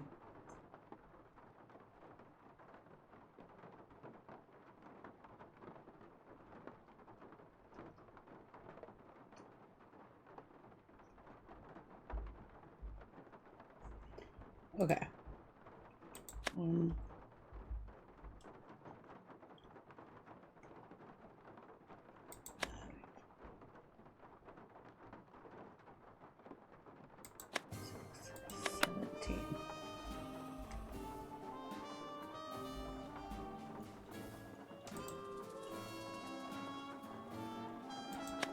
Two.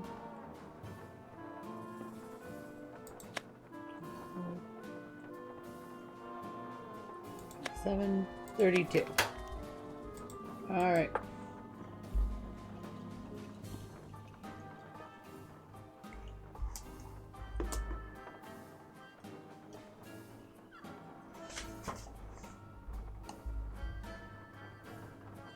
Oh, I did have it written down. Okay. So next.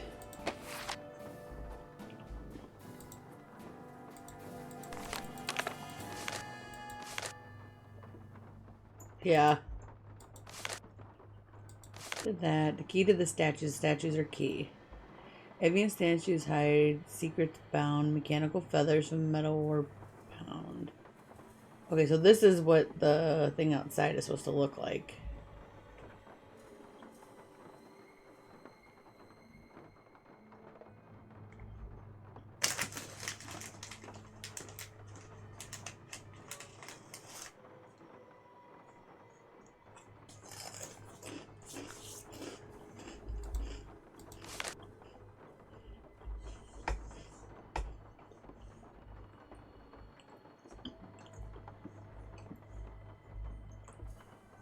Okay, stealthily stalking them, famished and anxious, hunting West Waters.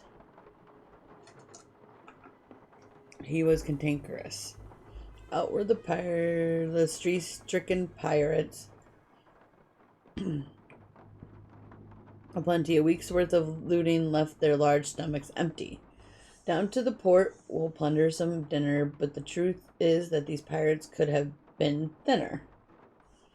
Their villainous vessel was bogged down by booty. They would drop off the treasure and away they'd be scooting.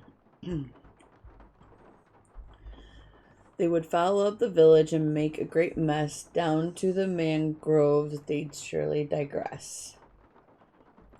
Oh, as the beasties, swim for your lives. No, I'm working through them, trying to find them. The calm sea's treachery left a surprise. A long-legged beastie whose eyes were aglow spotted some treasure in the hole down below. His curious nature could not let it go, so he tore down the hull and alarmed where the pirates started to break down the structures inside it. His nautical naughtiness knocked down the ship. Those petrified pirates were muddled and miffed.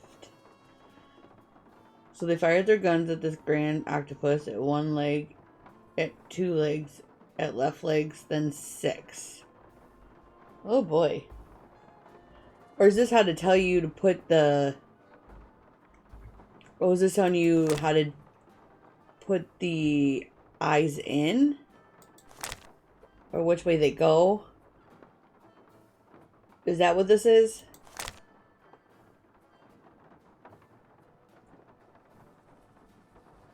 Okay. So this is for the end of the game. I have 16 of the eyes. Okay. So. Trying to figure out what to do next.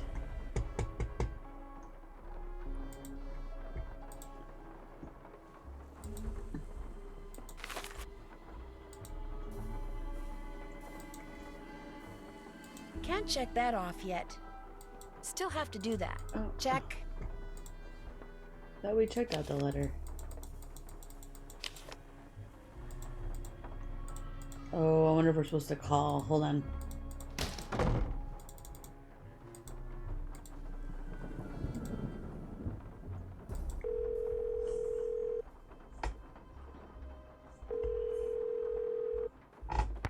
Yeah? Is this Milo Research and Technology? This is Chaz, Milo. Service forwarded your call to my cell. What do you want? Are you all right? I'm at the gym.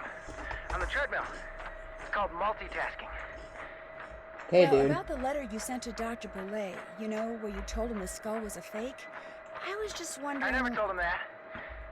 Never told him what? I told him that skull was authentic. No, you said in the letter the skull was carved using modern instruments. I said all the tests I ran proved the skull had been hand-carved and hand-polished. Probably took decades to make. But the letter Dr. Boulay got said just the opposite. Then the letter he got must not have been the letter that I wrote. Are you saying the crystal skull is real? Hey, I'm not saying it's magic or anything. I'm just saying it wasn't made using 19th century 20th century. Or 21st century technology. Did you carbon date it to see how old it was? This thing was pure quartz. No carbon in quartz. No carbon, no carbon dating. Hey, look, I'm gonna hang up now. If I try to talk anymore, I'm gonna pass out. One more question. Did you send that letter saying the skull was authentic to anyone else?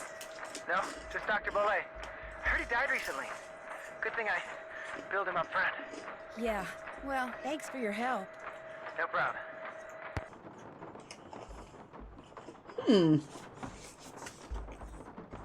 Interesting. All done. Check. All done. All done. Alright, let's see here. Check. Can't check that off yet. Did that. I haven't done that. Haven't done that yet. All done.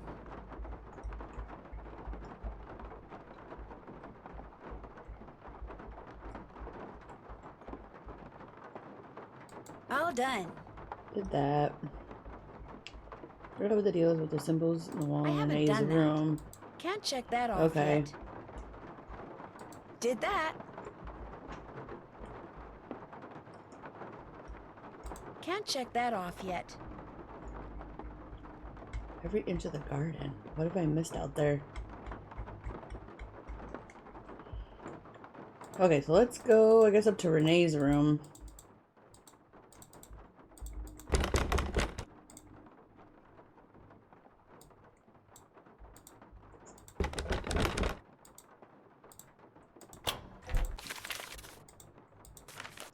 Come on, get out of there.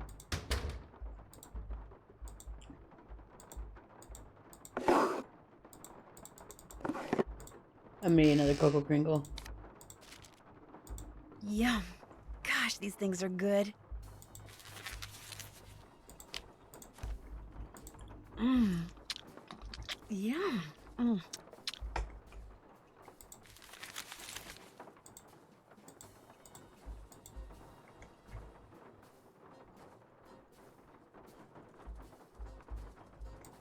Minute save because I haven't saved in a while.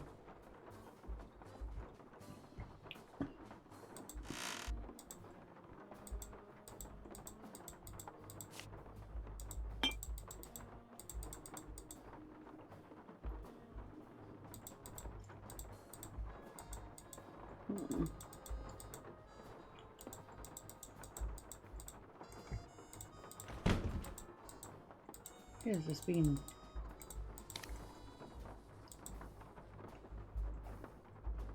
Oh, so we hit the...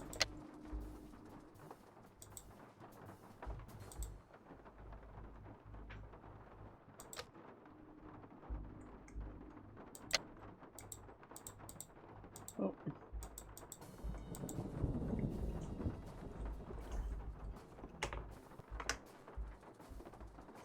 Oh boy.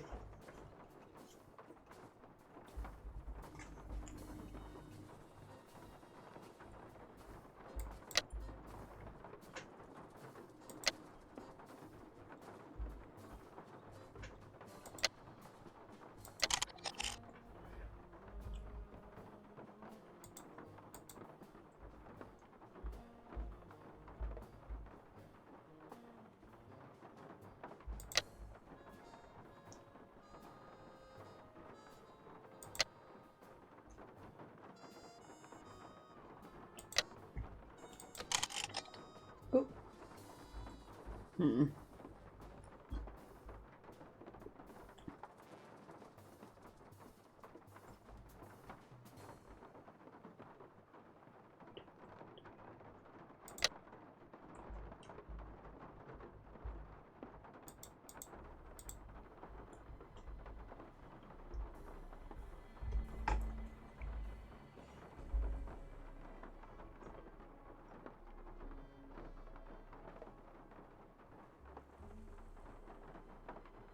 Oh, okay.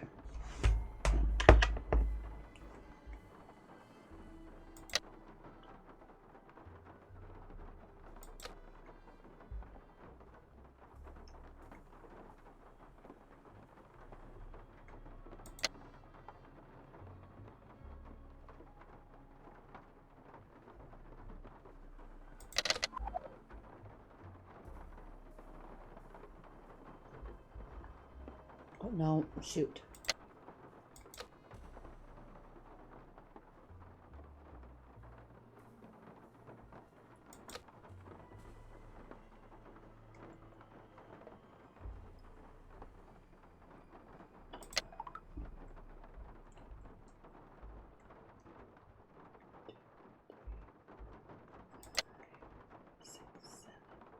Eight, 9, 10, 11, 12.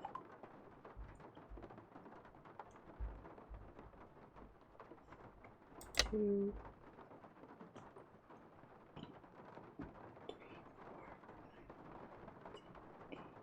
9,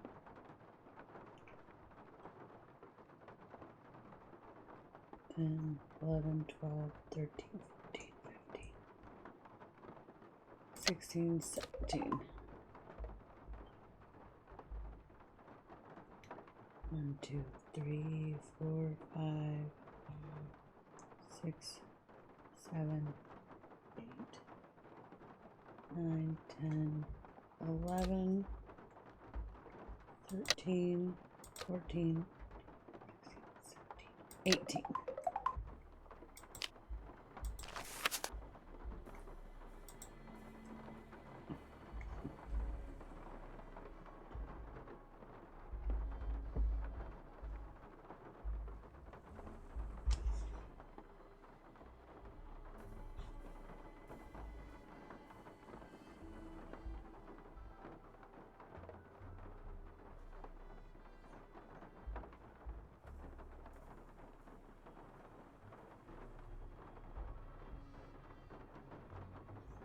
One second. Okay.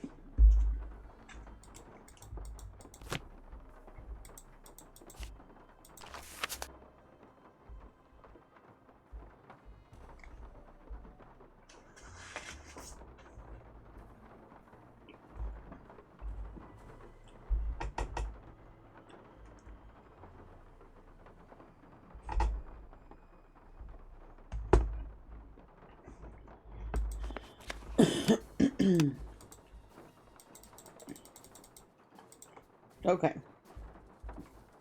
So this is Ba.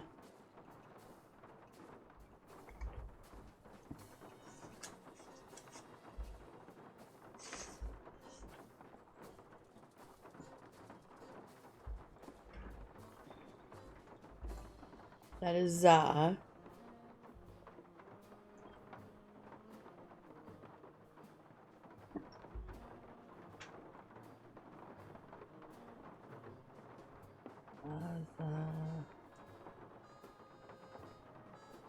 Lu.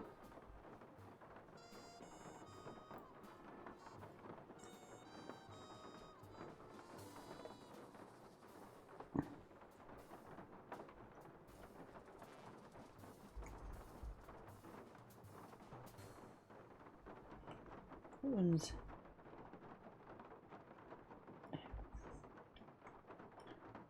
this one is D. This one's Mu.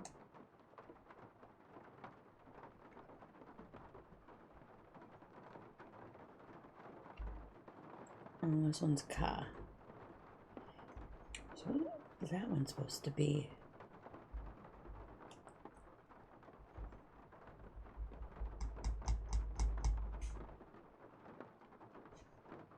Oh, I guess it's supposed to be Pa.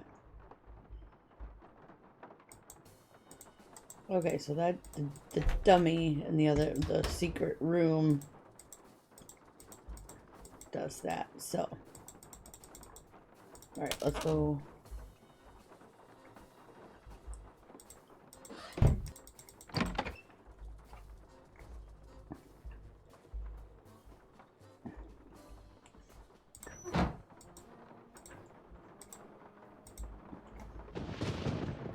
Okay, so Ba.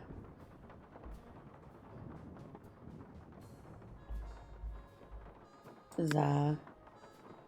Lu. Pa. D. Mu. Ka. pa, za, mu, pa, di, mu, pa.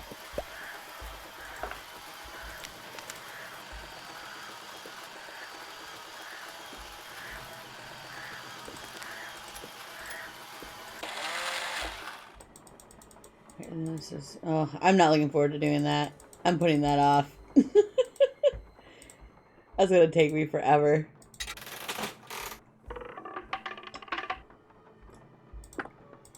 Now I have 18 eyes.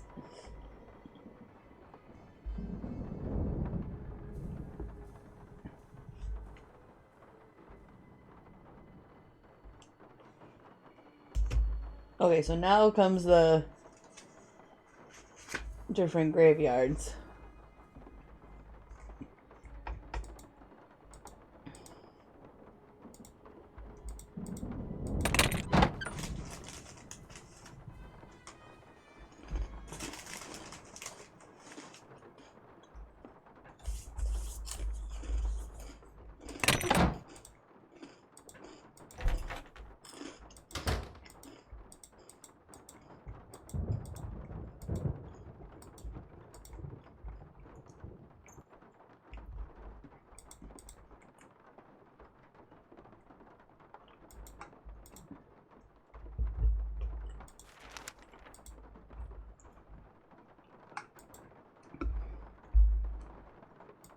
The last denizen buried on my guard will start you hunting through the graveyard.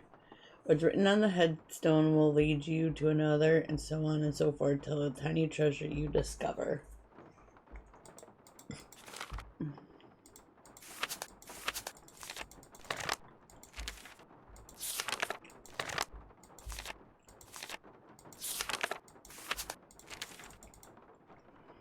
So Tammy Tasselman.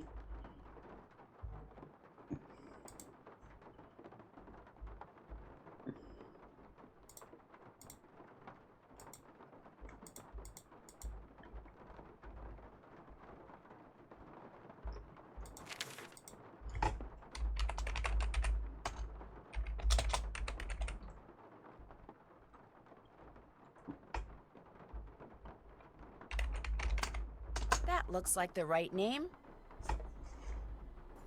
Alright, now we go find her. She's in Terra Siesta.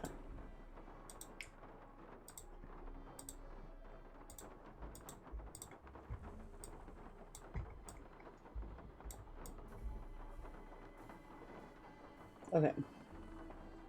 Step towards the top.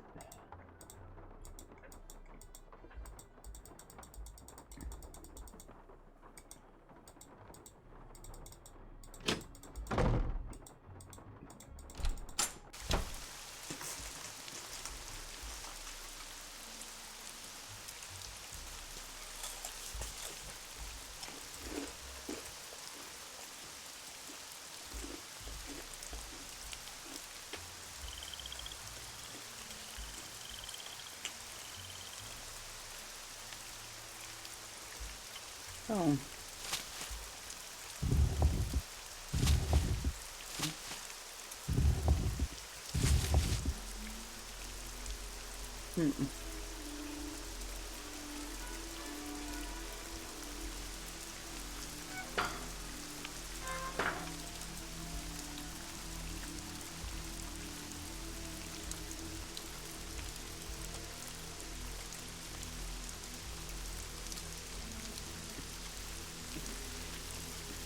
I haven't done that.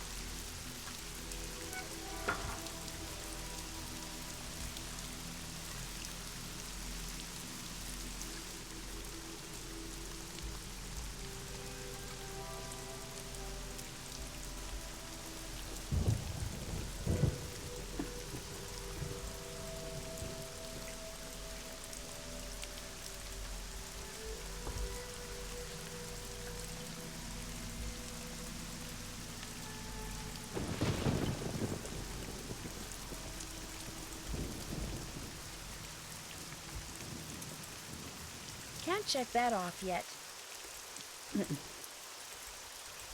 Alright, whatever.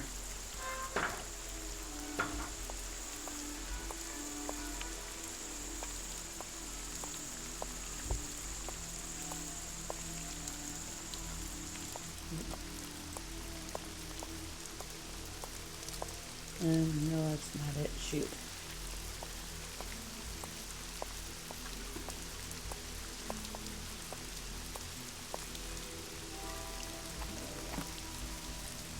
Couldn't sleep without a peep, so when she died, we buried her deep.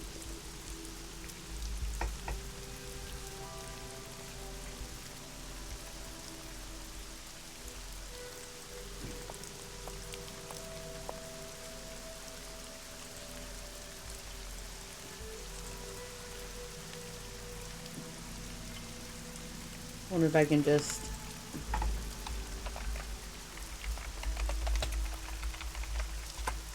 That's gotta be it.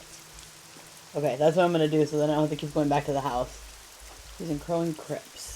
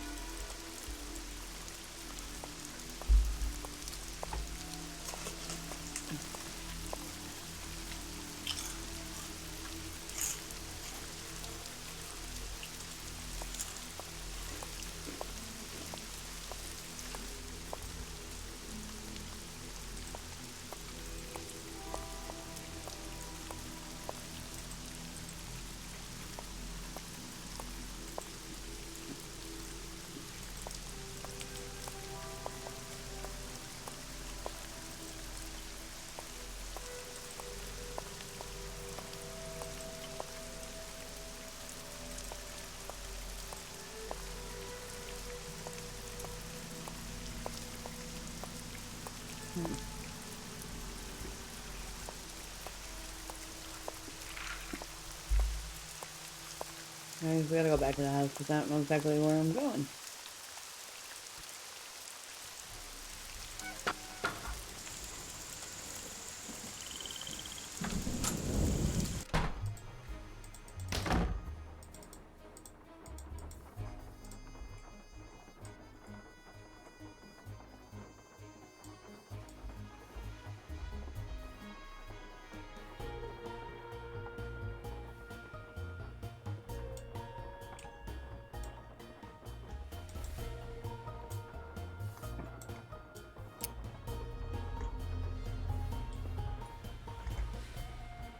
Okay, so go to the fountain, make a right, and then a left.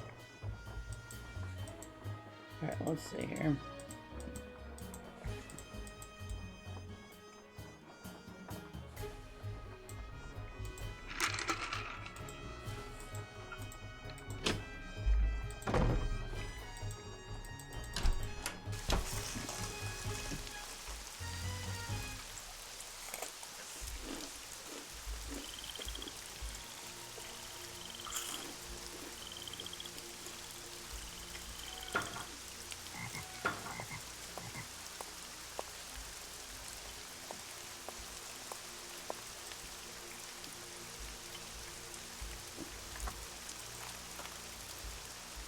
Never early, never late.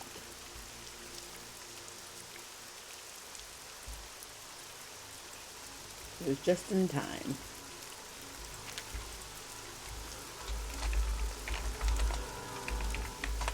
That looks like the right name. Sorrow Park.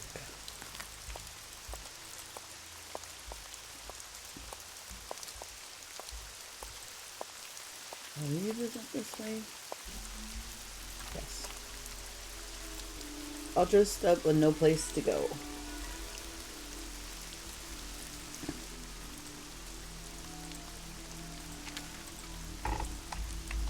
Manny can. There.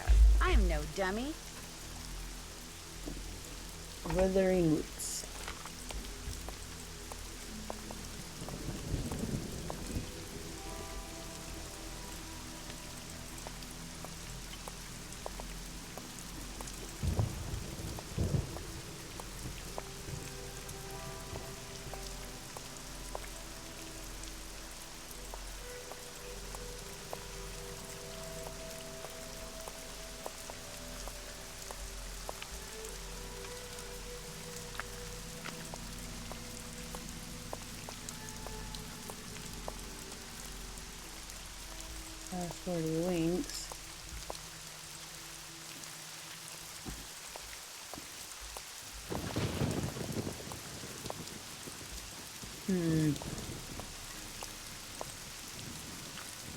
There we go.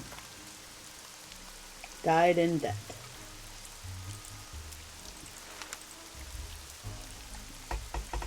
Owen Moore. That looks like the right name. He's in Sorrow Park.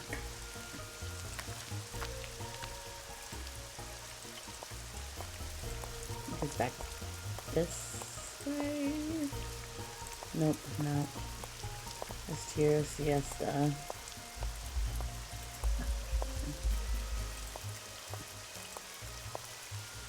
No.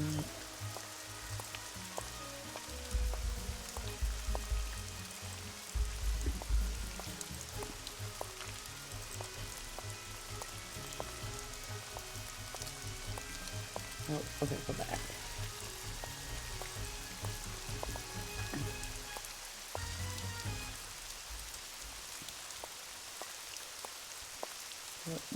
No, that's not it. Okay. Sorrow Park's up here. Yes, there we go. A stand-up person. Kneel down.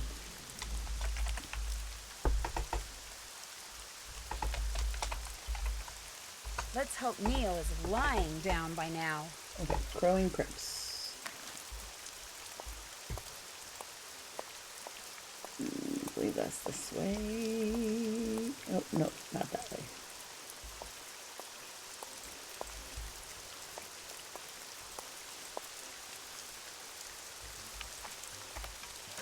All that's left of me are these old bones. My remains. Bingo.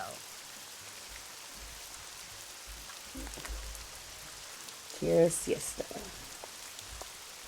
Back up this way. Back that way.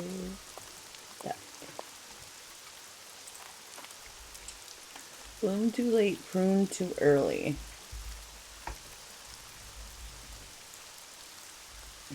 Rose, winter, spring.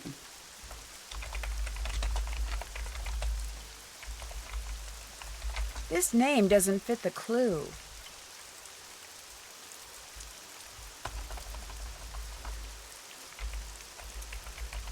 That can't be right.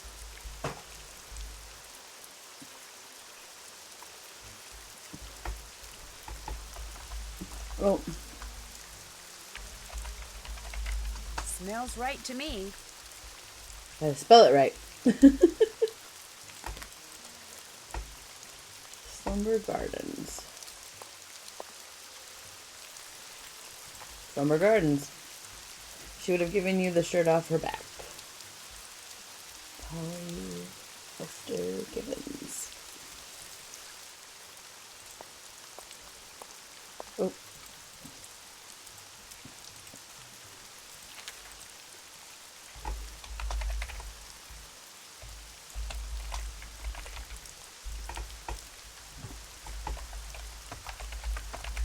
That doesn't make sense. Oh.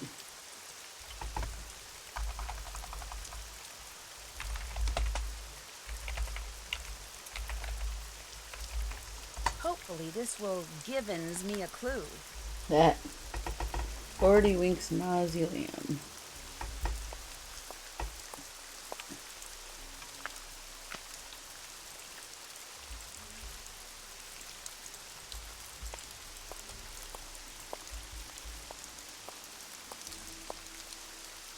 Nope. Okay.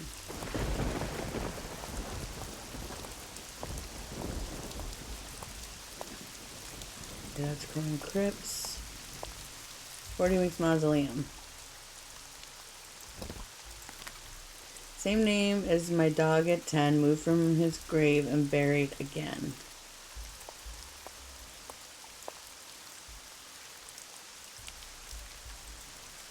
Okay, so there's the picture of the dog with the stuff that he sold at Zeke's. So I'm going to call Bess. I think we have to switch back to Bess.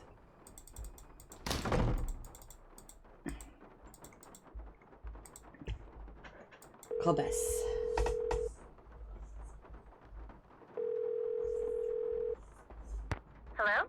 Bess. How you doing?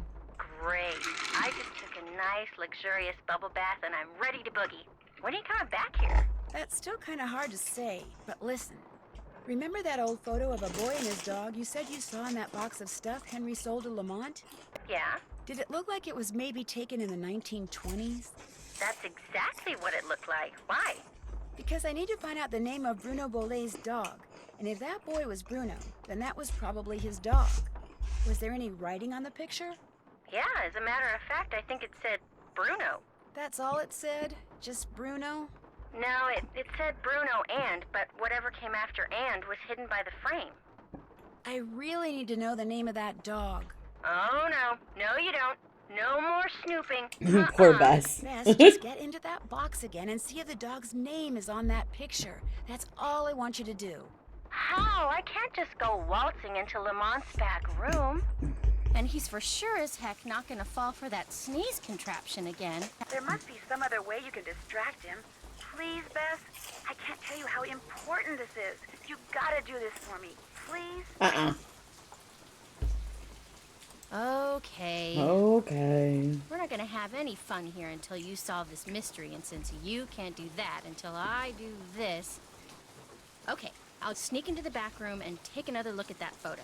I mean, I will if I don't screw up. Think positive, Bess. You're gonna do fine.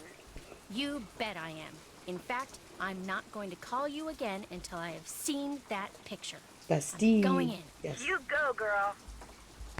I love Bess.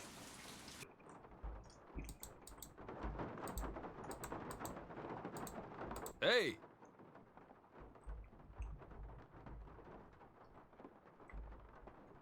That gumbo stand outside? What do you think? Is it pretty authentic? Outstanding! Just watch the hot sauce. Whatever's in it gives my stomach instant fits. You know, I still feel guilty about that sneezing thing, so how about I go and get you a nice big bowl of gumbo? Just so happens I'm starving, so hey, you got a deal. Great. I'll be right back. Oh boy. Poor Lamont. We tortured this poor man. Hey, what'll it be? Can I get a gumbo to go, please? Ah, then.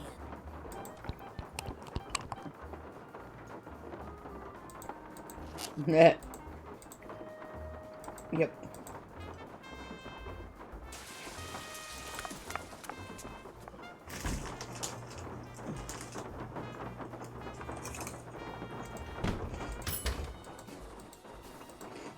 That my gumbo? There you go. Enjoy.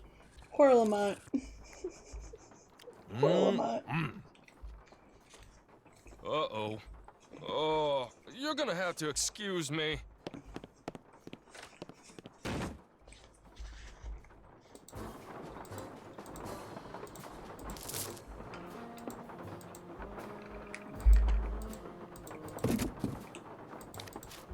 Uh-oh.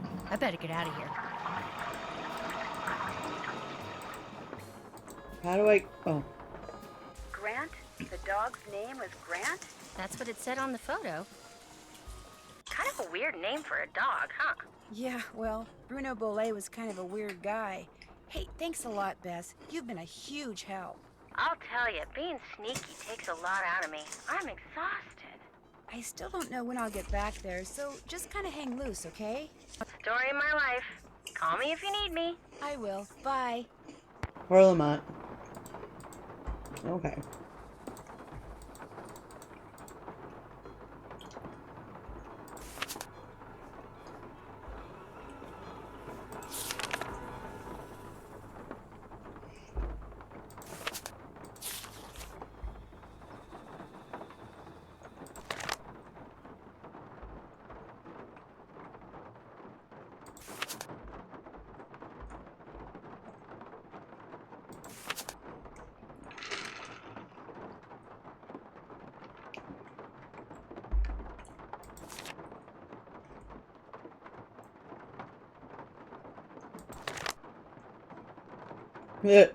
Ludicrous.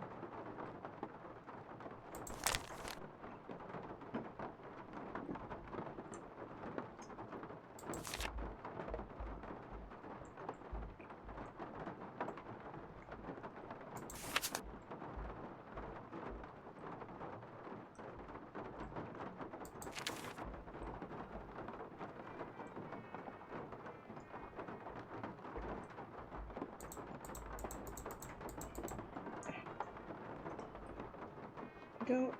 Okay, and now I'm confused. Hold on.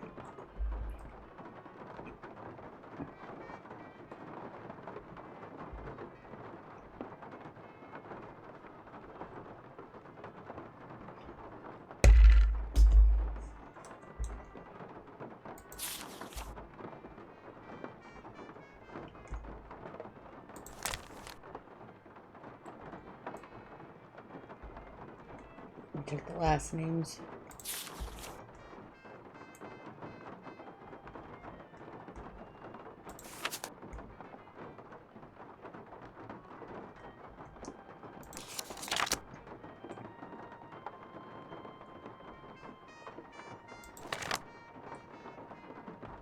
Grant, okay. Derek Grant, Withering Roots Memorial.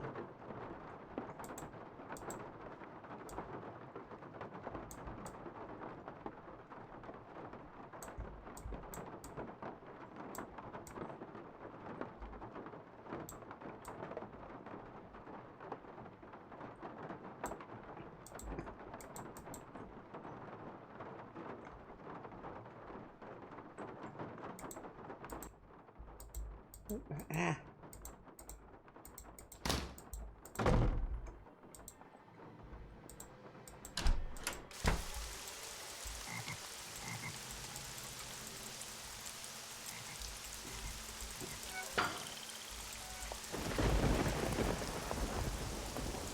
Is this way or is it up? Well, no. Oh, there's a pirate hat for Iggy. Alright, so let's go back. Give Iggy the... Get a kumquat for Iggy. And then... make him dress up as a pirate. Oh, I did it fast that time. Oot.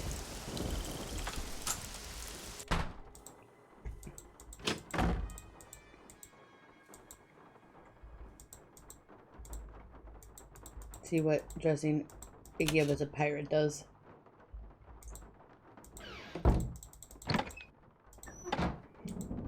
Maybe we'll do the clown too, since that's the only other thing. Here, Iggy, Iggy, Iggy. Oh.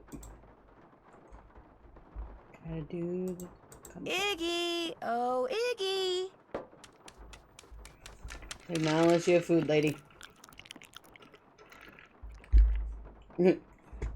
Lulu want cake first. The pirate.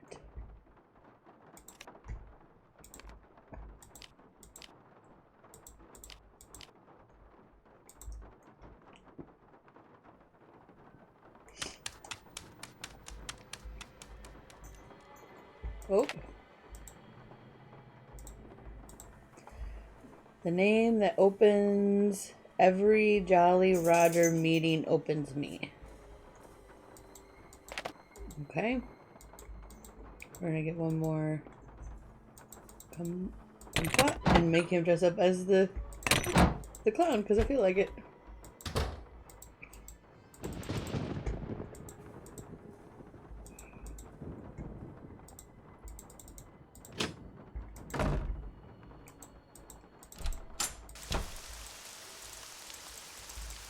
Alright, here we go.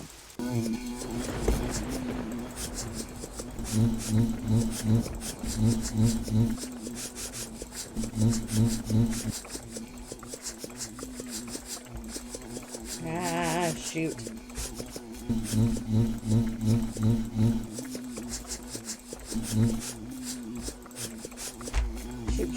Shoot.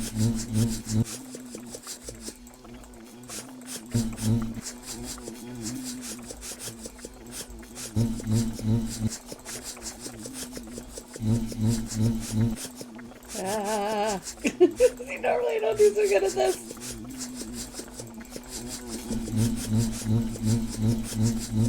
Ouch!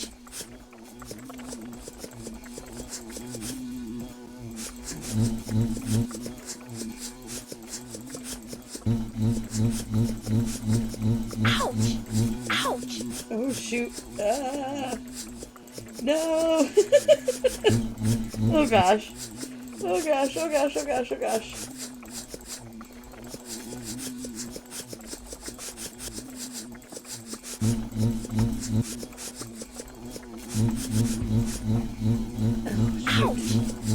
Shoot, shoot, shoot, shoot, shoot, shoot, shoot. Ow! Oh no. Ow! I'm sorry, honey. Ouch! Shoot. We have to go home? Why? I run into some wasps. Stung me on every part of my body except my... Nope, got me there too.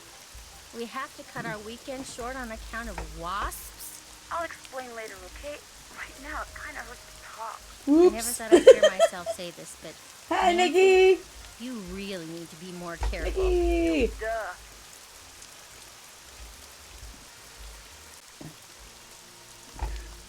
Alright, let's try this again.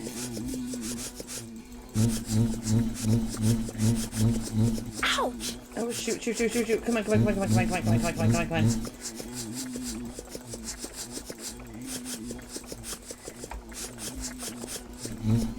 Shoot, shoot, shoot, shoot, shoot. Ouch! No worries. Hi. I'm getting killed by wasps. Because I can't get this. I just needed one more kumquat because I wanted to dress up Iggy as the clown. Ouch! And it's not going well. Ouch!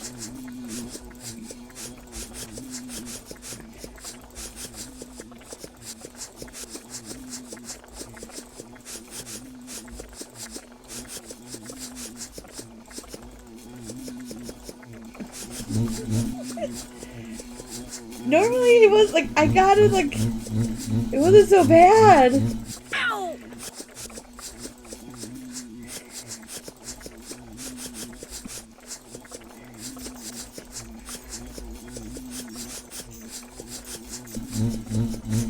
Got it on like the first try last time.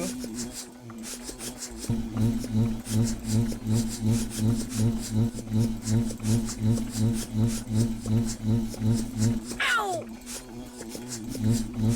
You may end up skipping the town. Ouch! Yeah, wait a minute. I'm gonna try one more time.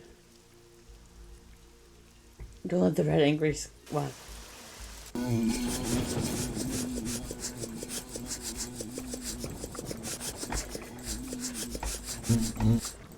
Oh, I got it. Okay. No more. Whew.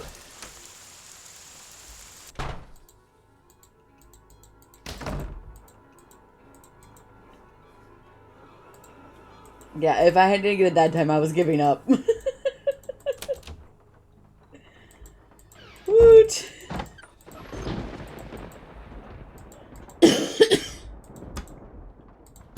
Alright, Iggy.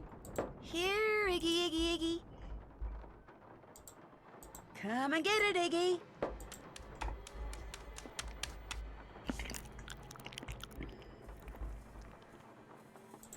Alright, Iggy, one last time.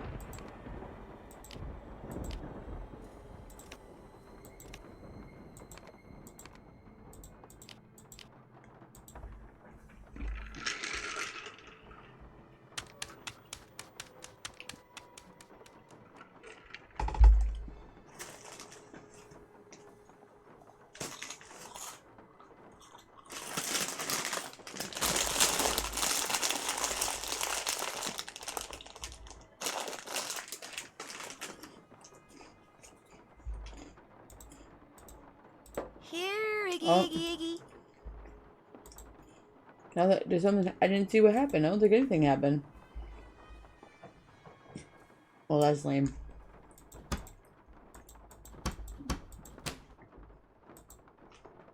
Okay. So.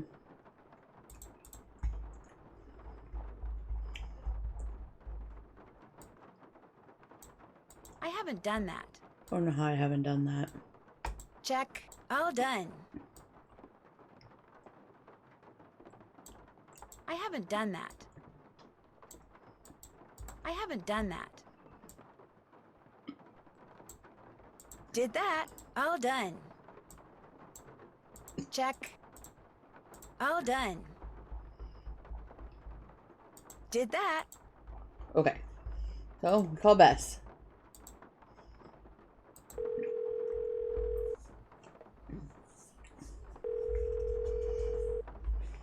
Hello? Hi, Bess. Listen, you busy?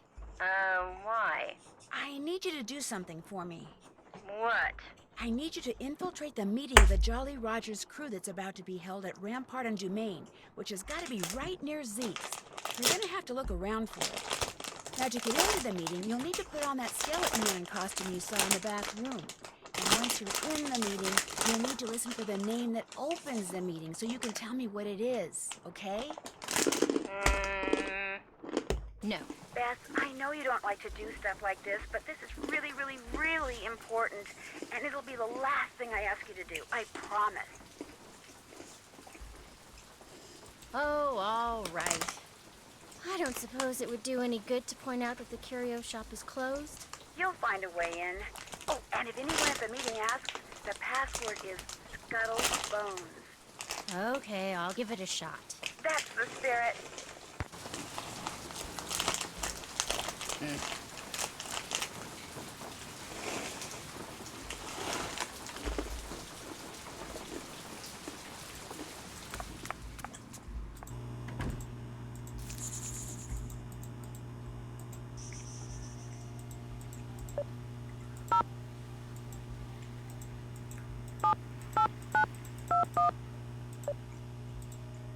Okay, hold on.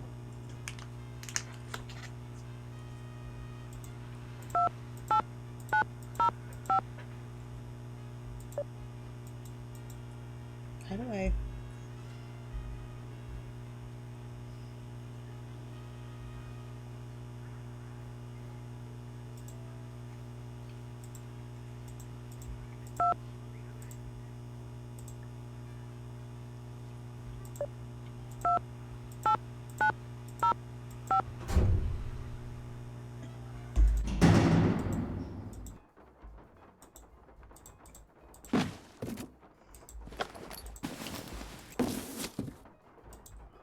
Alright, here we go.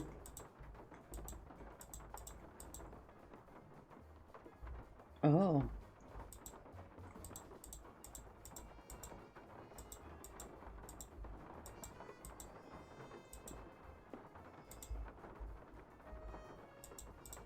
How do I get back out then?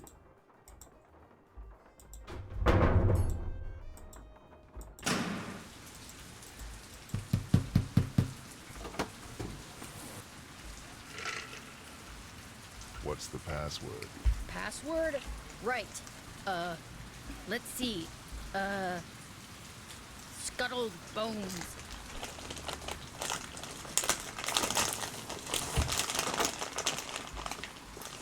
Better hurry, we're just about to start.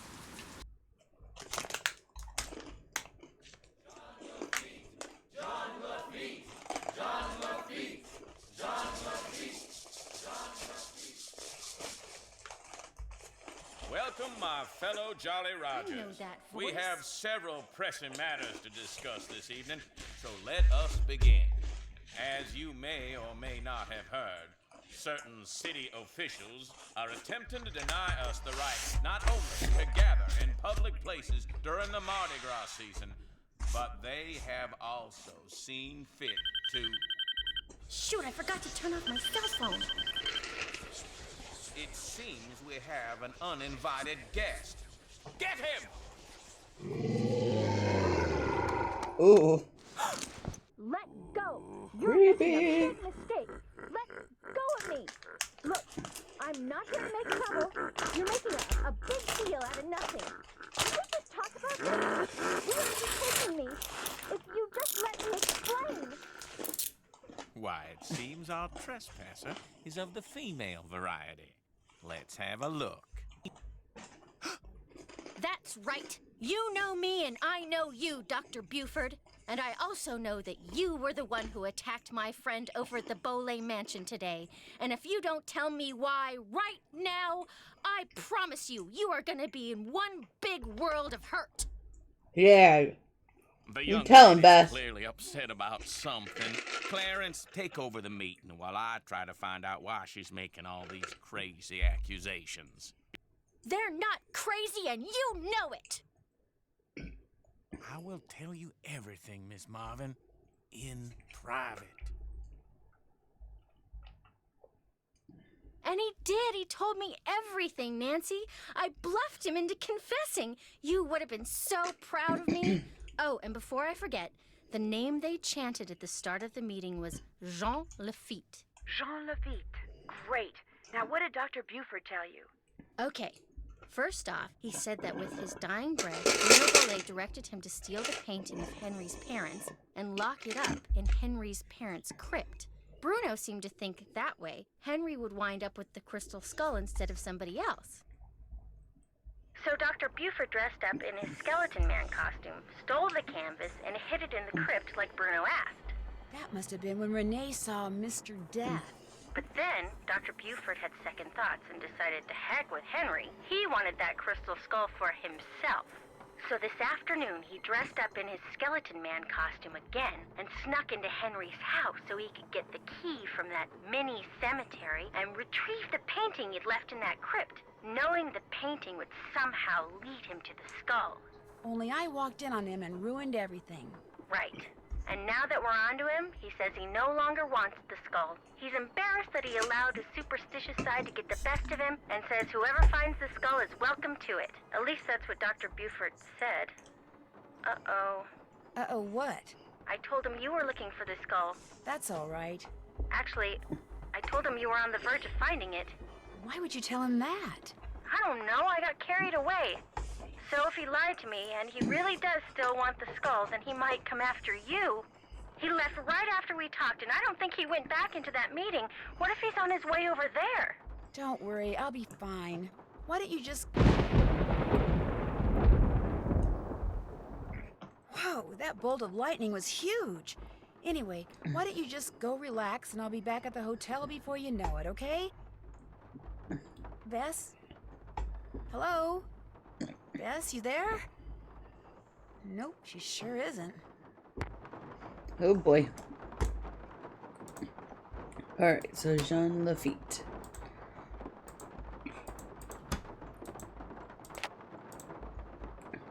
JEANLAFITTE.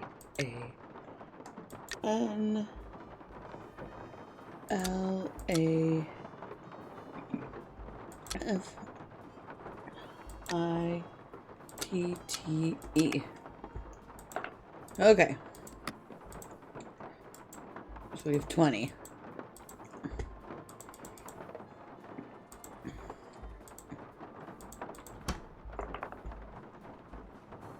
Okay, so yeah, I'm missing 5. 1, 2, 3, 4, 5. I don't know where. I know this is one of them. This is gonna take me forever.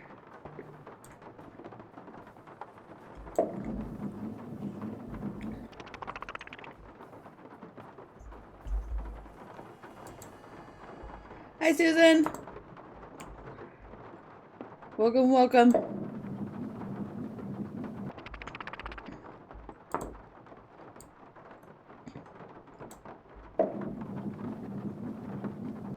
Oh, shoot. What? Okay. Interesting.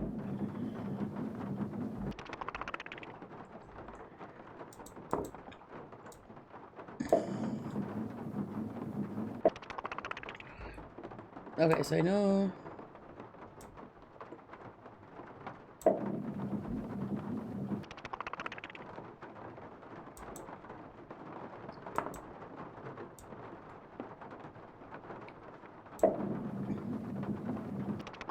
Oh.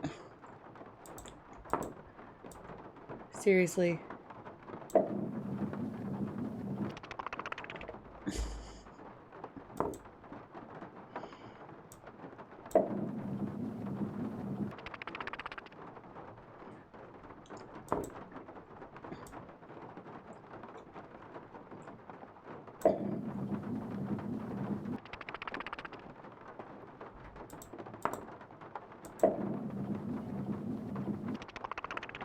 I can't think of what this game is called.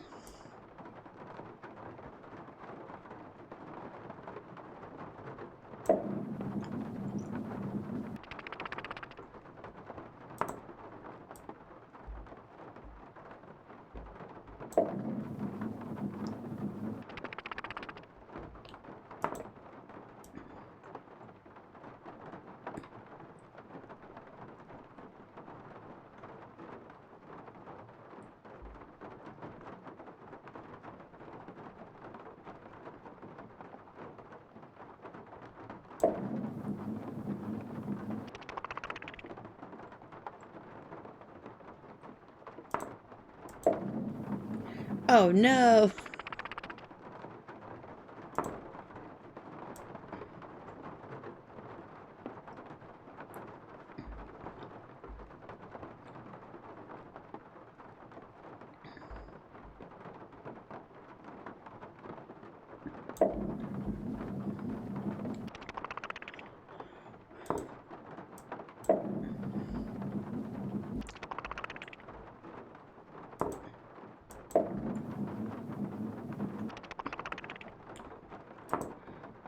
Oh boy, okay. Let me see here.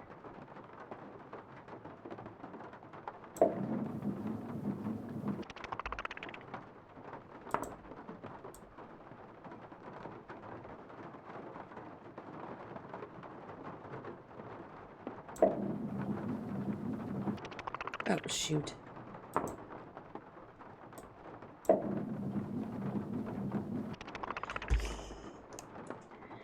Dang it.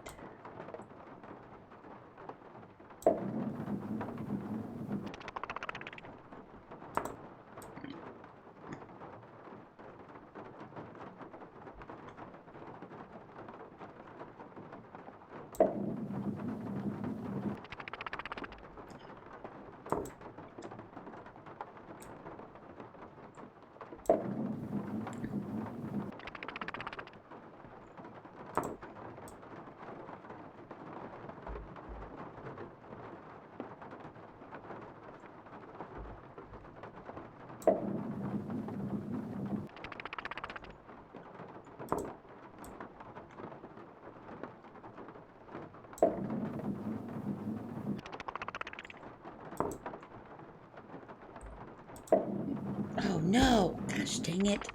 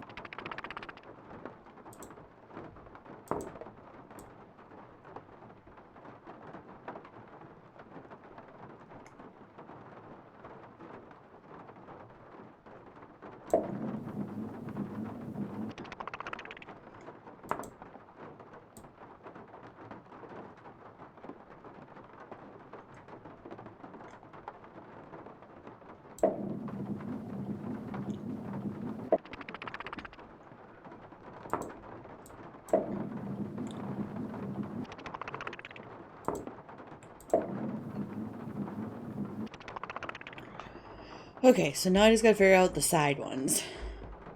I wonder if there's any suggestions on how to...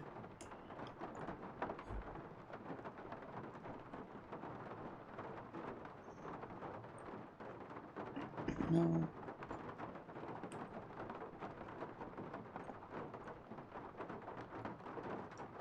No.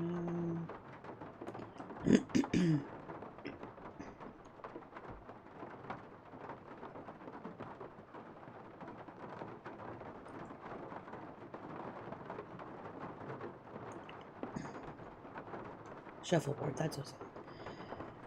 Teeth, okay, click the ball, right ball, flat.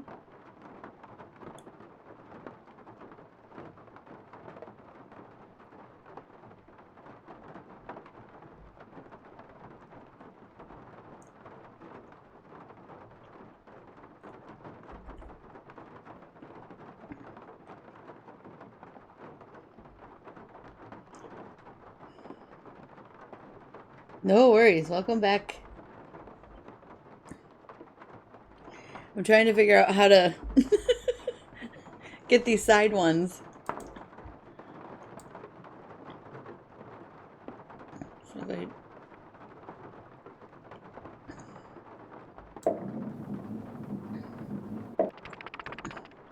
Oh, okay. think that was about what it was. Okay.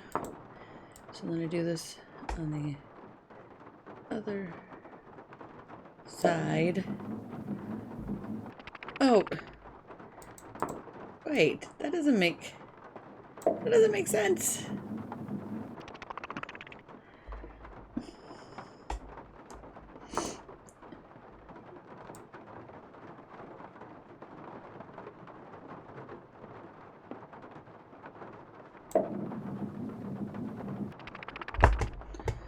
Oh, and I just ruined everything I had done.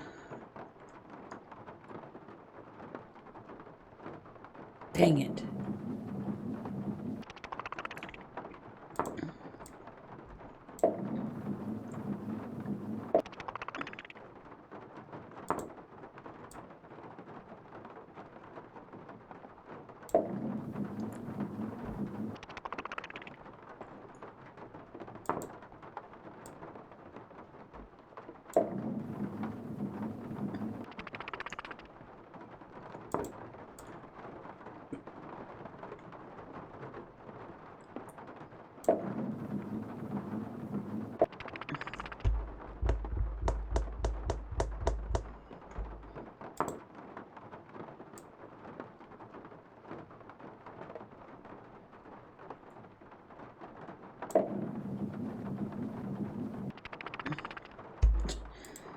That literally makes no sense.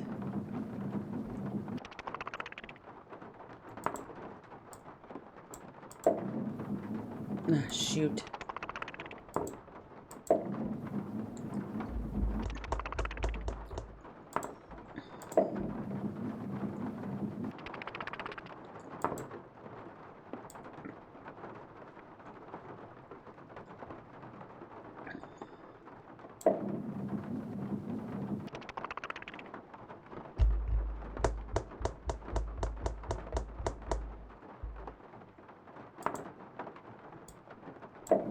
Oh, shoot. That's not what I wanted.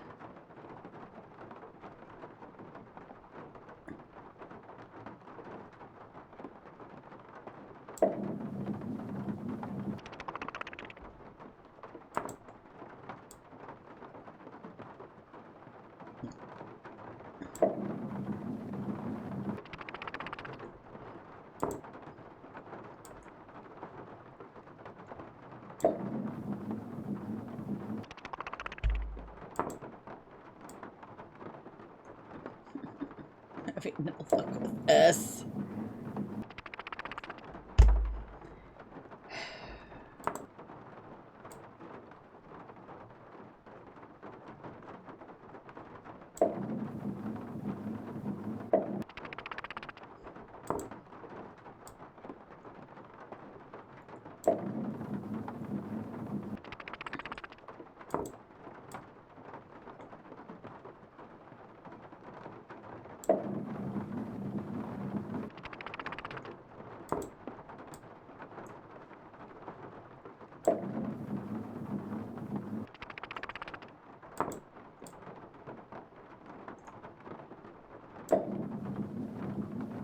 Oh, man.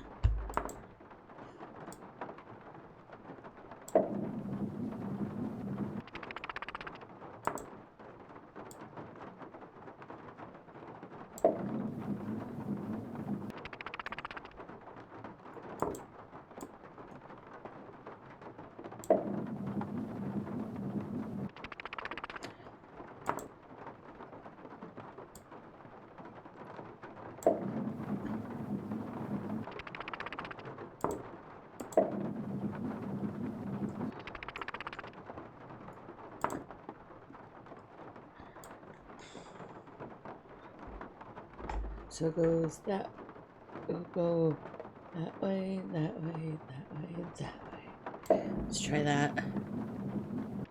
Nope. Gosh dang it.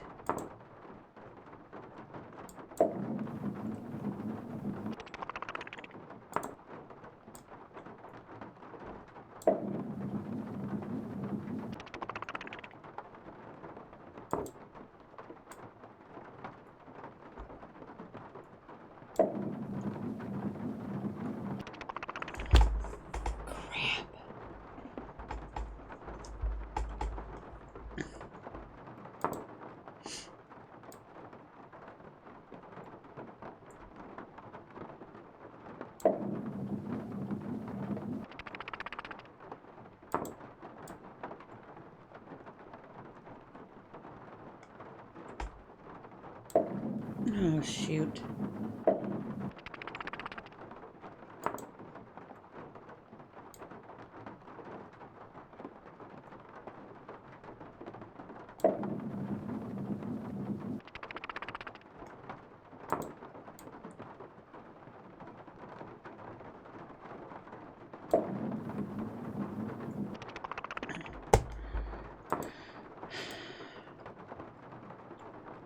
Damn, I think I'm getting somewhere. I don't.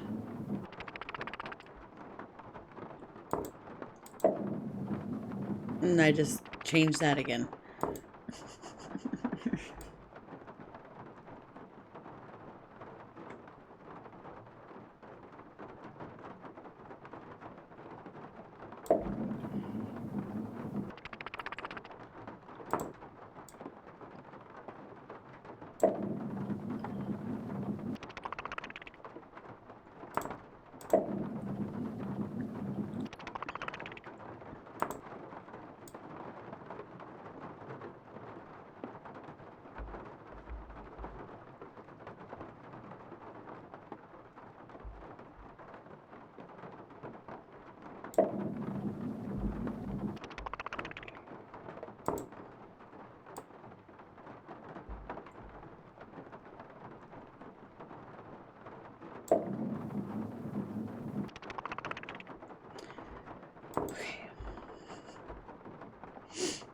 I don't know how to do these two side ones.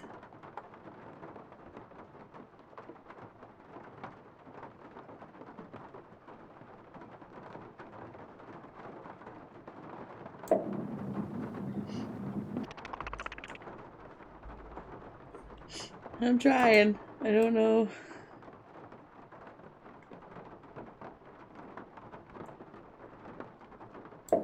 Oh, shoot, shoot, shoot, shoot. Oh, that worked out.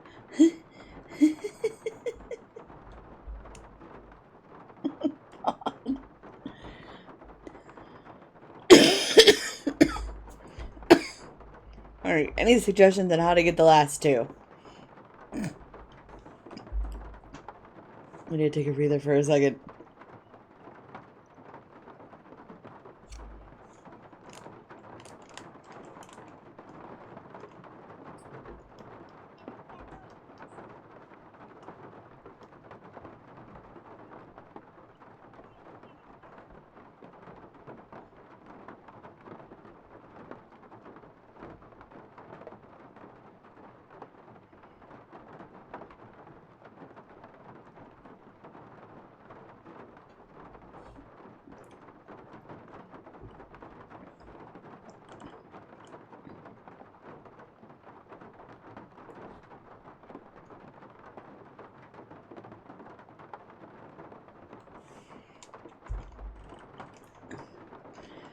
Okay, make sure not to do the ball on the highest speed when you get to the one in the back. Happened to me a lot.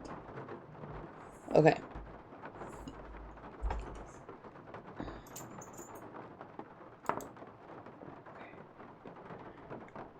So, okay. To get, so I need, oh shoot. So if I let this go, okay. So this will bounce off of here. Go here, go here, go there. So let's maybe try that. Ah, man.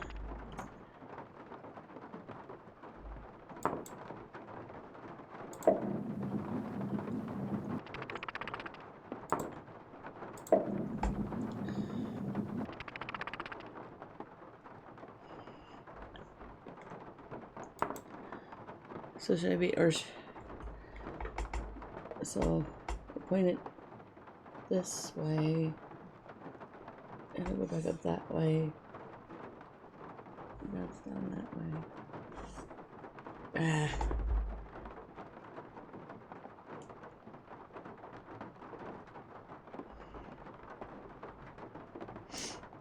Oh boy, okay.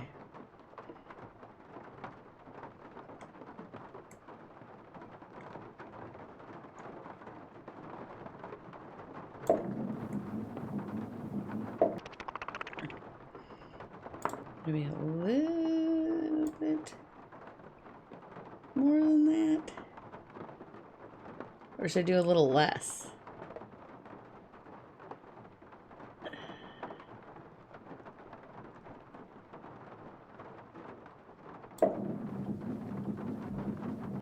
Ah, man.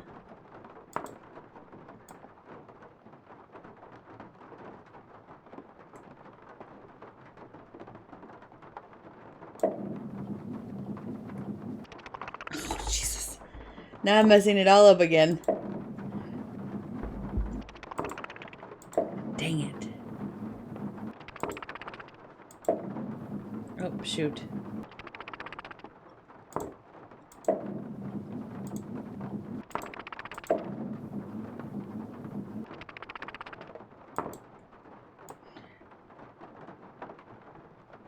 Try from this side and see where it gets me.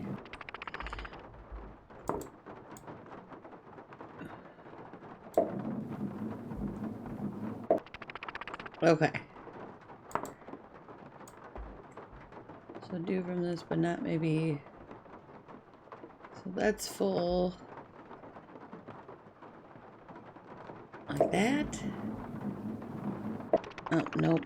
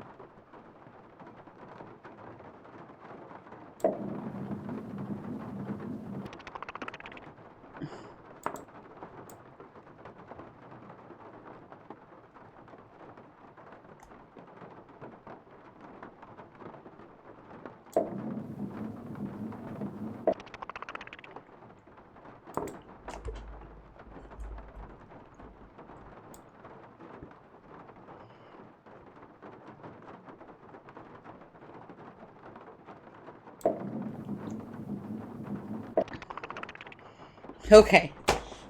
Got one more. Whew, I gotta get this last one.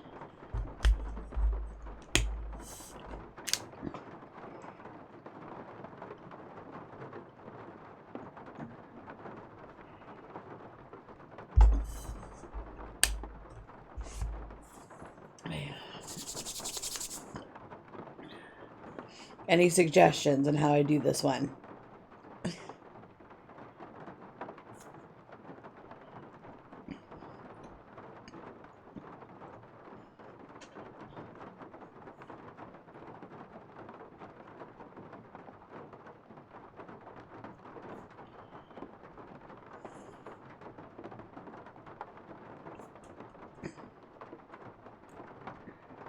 Trying to think of how to do this one.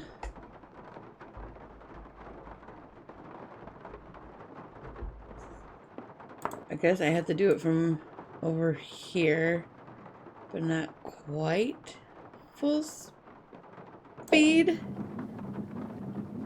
Oh no, just went back. Shoot.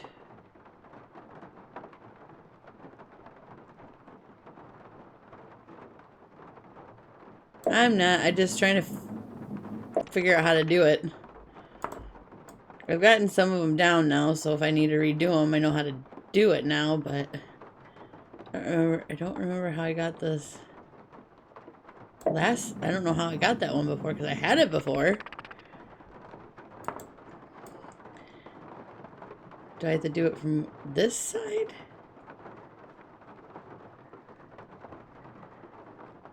Oh, let's just try it. Oh, man. Alright, let's just... I know what that's gonna do at least, so then I can fix it.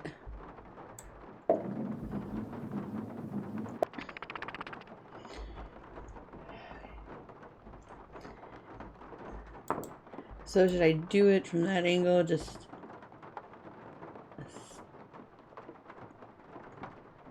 No, go back.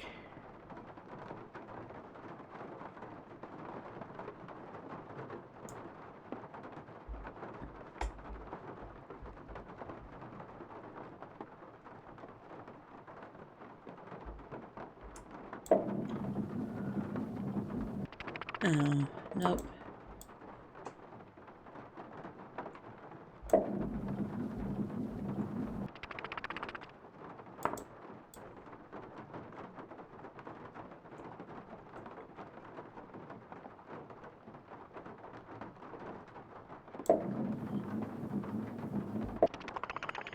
Shoot. So, how do I get that last one? I don't remember how to get the last one. Shoot.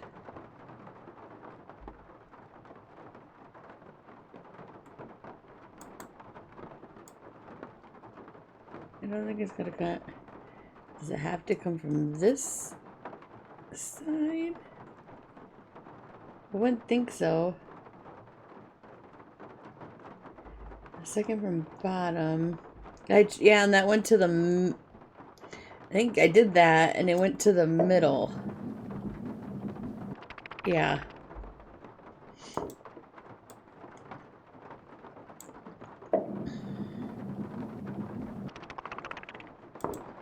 I don't quite understand how that works, but... 2, 3...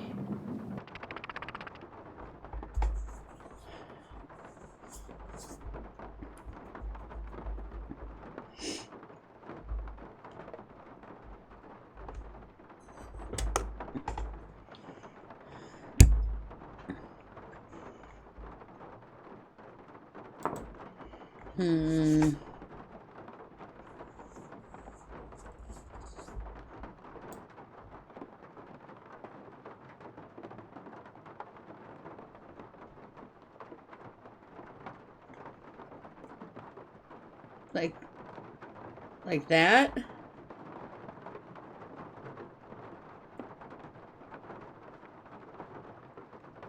Alright, let's try it.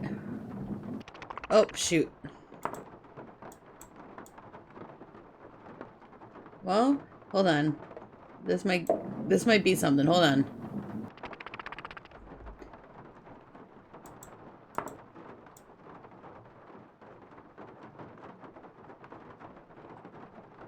Hold on. Shoot.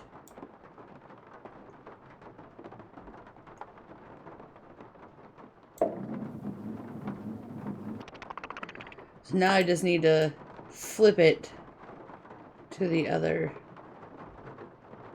side. Okay, cool.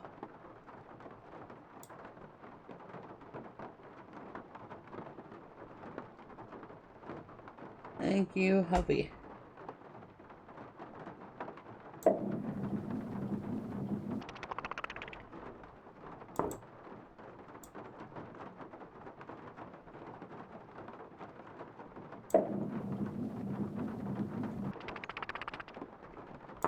Thank you, thank you, thank you.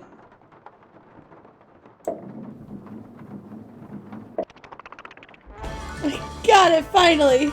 Oh my gosh, finally! Holy crap. All that for an eye. All that for an eye. Oh. Check. All done.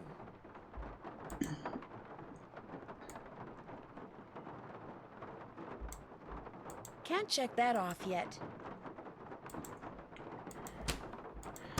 Okay.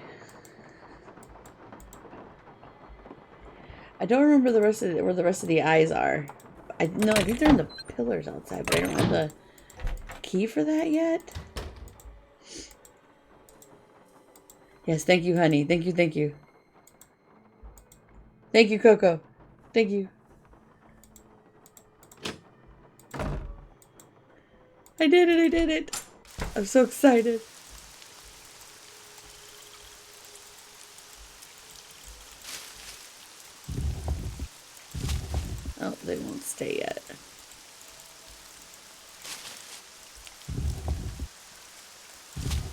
don't get why those don't stay.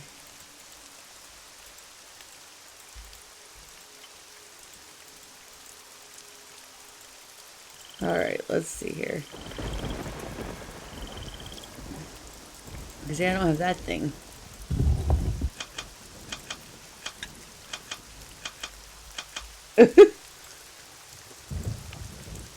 Alright. Okay.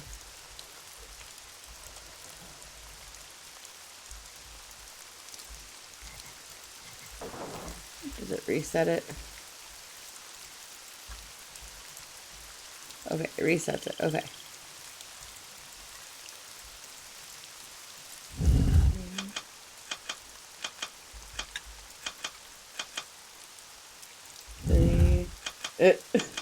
Oh.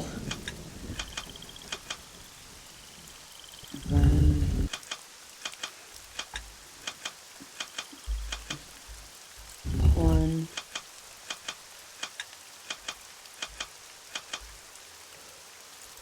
4.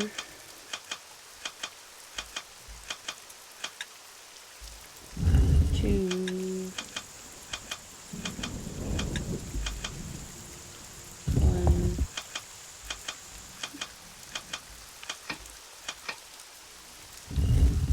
4.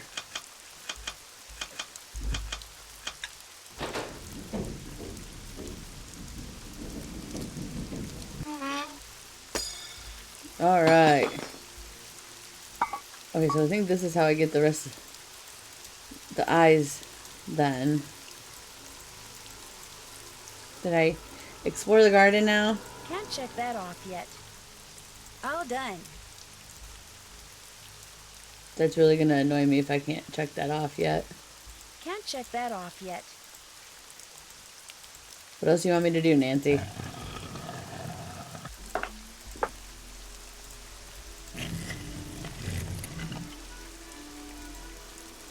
You would think this dude would be wearing his glass eyes more than hiding them everywhere.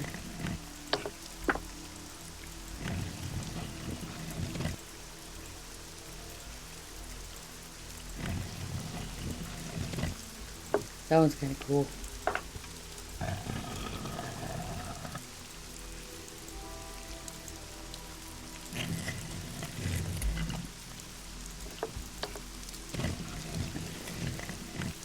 Okay. So I have all the eyes now. I don't know what I haven't done out here that it's telling me Still have to do that. I have to do that. It's bugging me.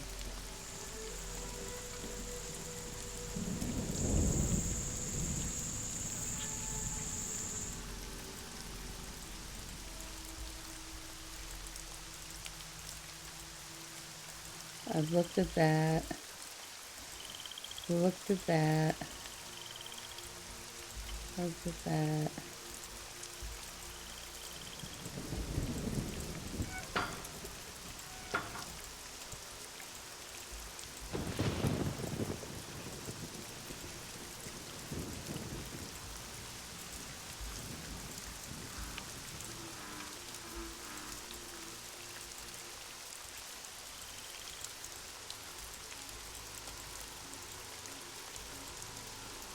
Can't check that off yet.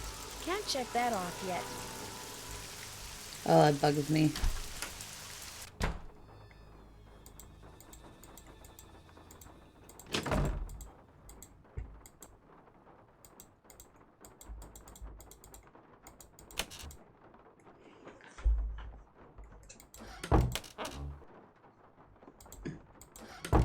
Is there awards in this game?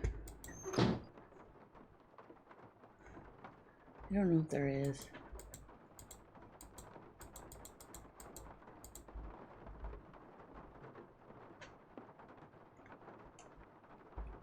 Ooh, what's Wizard 101? Okay, here we go. South. West. South. East.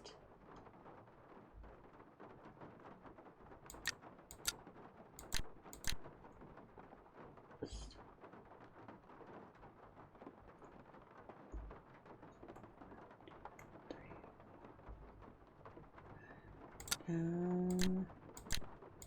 Down. Up.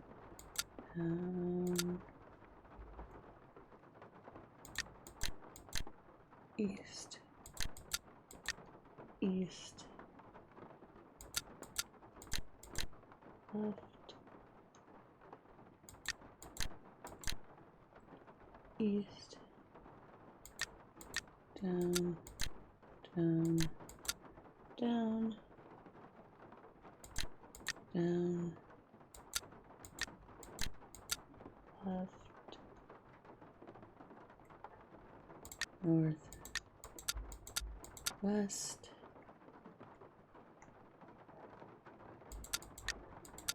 East.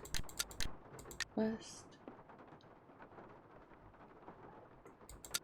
Down. Right. Left. Okay.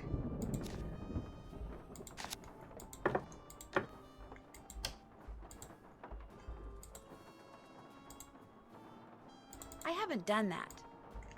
Oh, that annoys me. Check. Still have to do that. Still have to do that. Still have to do that.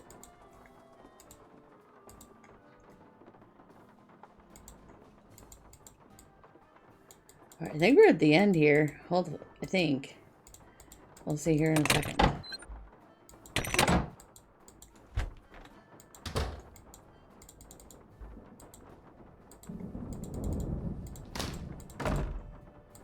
I'll talk to Henry one more time. How come your great-uncle's crypt is in the garden and not in the cemetery? Don't ask me. It's kind of weird. Apparently, he built the crypt himself, but he never indicated in his will or anywhere else that that's where he wanted to be buried. I stuck his ashes in there anyway and had the thing inscribed. If that's not what he wanted, too bad. I'll stop bugging you now. Awesome. Awesome. Hello again. I'd better get going. Come see me anytime. Alright, let's see here.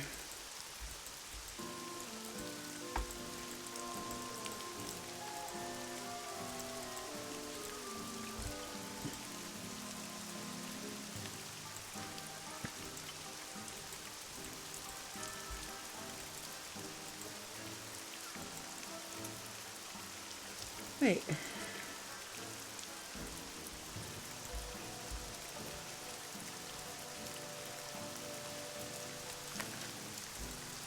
Am I missing a piece?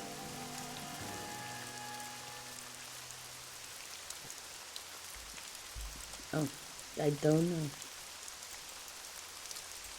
Is this... I'm confused.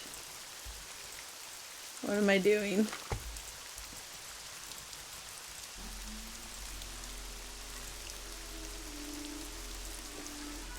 Help. Still have to do that. I haven't done that. Oh. Find the intricate looking rod to which the blueprints I found refer. All done. Oh, okay, hold on.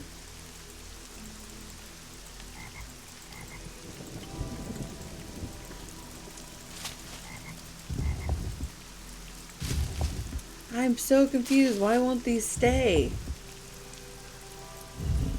Oh, jeez.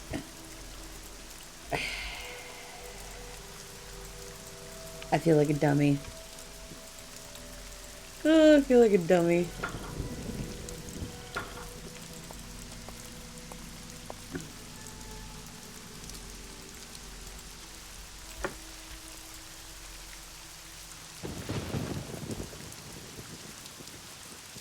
Yeah. Once I got through the initial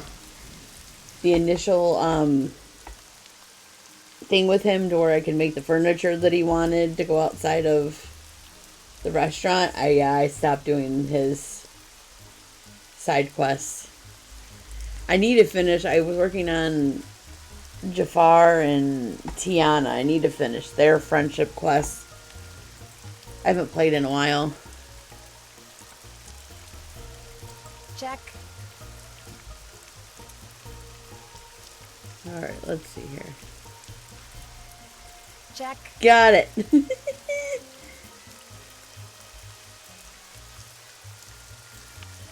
All done. Did that.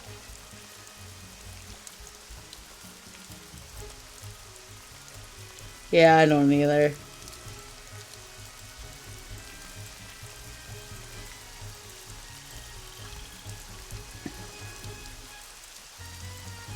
Okay, so this goes first. This goes second. We're heading at endgame.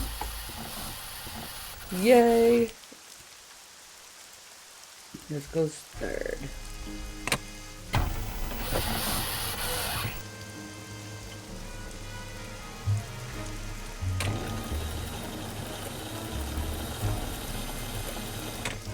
Oh, gotcha. No worries, Susan. Yeah, I'm not sure because I think we're at the end of it, but we'll see.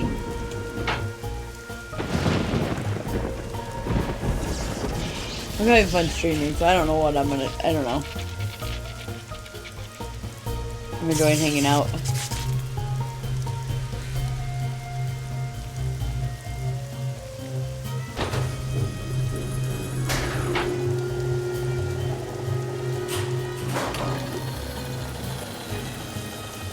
Harvey wants to start Curse of Blackmore Manor. Ooh. That's what I'm wondering about. Maybe take a break and then come back later. I've been thinking about that too. But I am for sure streaming. So I'll be streaming Thursday. Well, for Halloween. So our 31st. So yeah, that's not till Thursday. Next Thursday.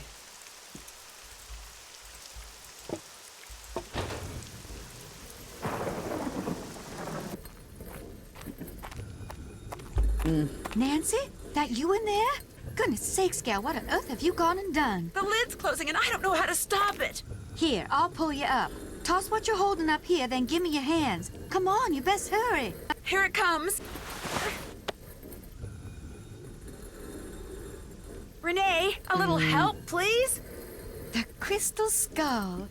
After all that scheming, how do I finally get it? Why, this nice little Yankee gal just hands it to me. Renee, help me. Hurry, please. Thank you, Nancy. Bye now. No, you've got to help me. Renee! Renee!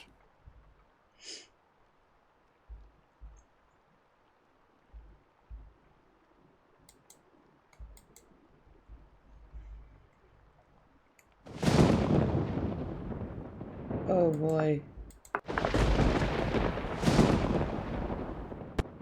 I can't see to begin with.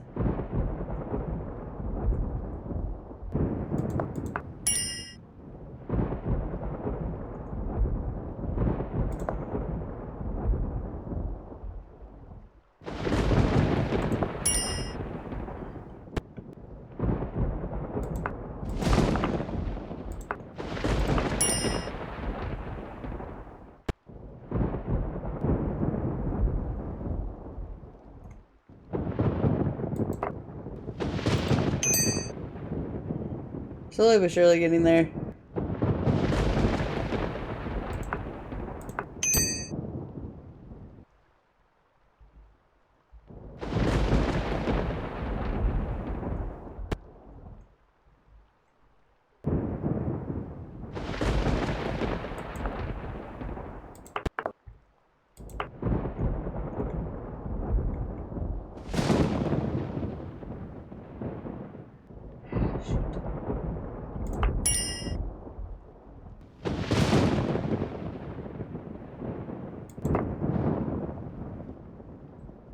Shoot.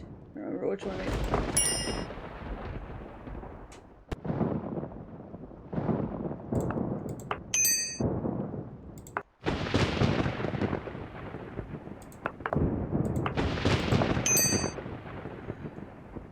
I'm getting there, I think.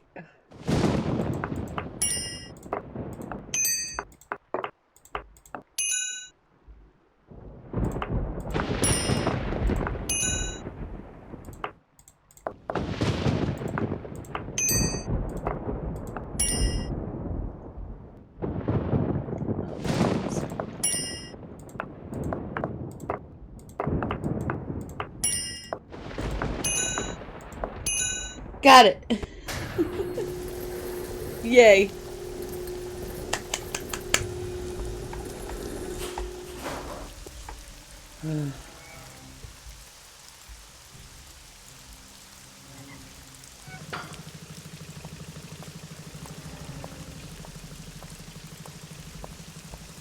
Oh, wait, shoot, I'm not going the right way. Shoot. Oh, shoot. Nope. Shoot, shoot, shoot, shoot, shoot. And if I take too long, she gets... Renee, hold it right there. Oh. That skull isn't yours. This ain't nothing of the fact that you just tried to bury me alive. The skull is mine. It wants to be mine. Yes, I did my share of scheming to get it. I got Dr. Bolay to go to the authenticators. Then there's Timon now? Did I miss Timon? Or is that new? One I wrote saying it was fake, in hopes that Dr. Bolay would just hand it over to me. Yes, my plan failed, and yet, here we are. I have the skull. Why? Because it knows that I will fulfill its destiny. Bruno Bolay wanted Henry to have it. That's why he had Gilbert Buford steal that painting and hide it in Henry's parents' crypt. Because he hoped that way Henry would eventually find it. Henry's a fool. If he ever got his hands on this, he would just turn around and give it to that trashy girlfriend of his. Oh, I gotta get back on. I always get so behind. And that Lamont fella, he just wants to sell it to the highest bidder. For me, my motives are pure. I am going to protect it so it can rendezvous with all those other skulls. I'm going to be right there when they start conversing, and all the mysteries of the universe are forever solved. Ah! Until the alligator eats it. No, bye, Benny. No, come back! It's a Bernie. Bye, Bernie. Renee burst into tears and sobbed as Bernie swam away with a crystal skull.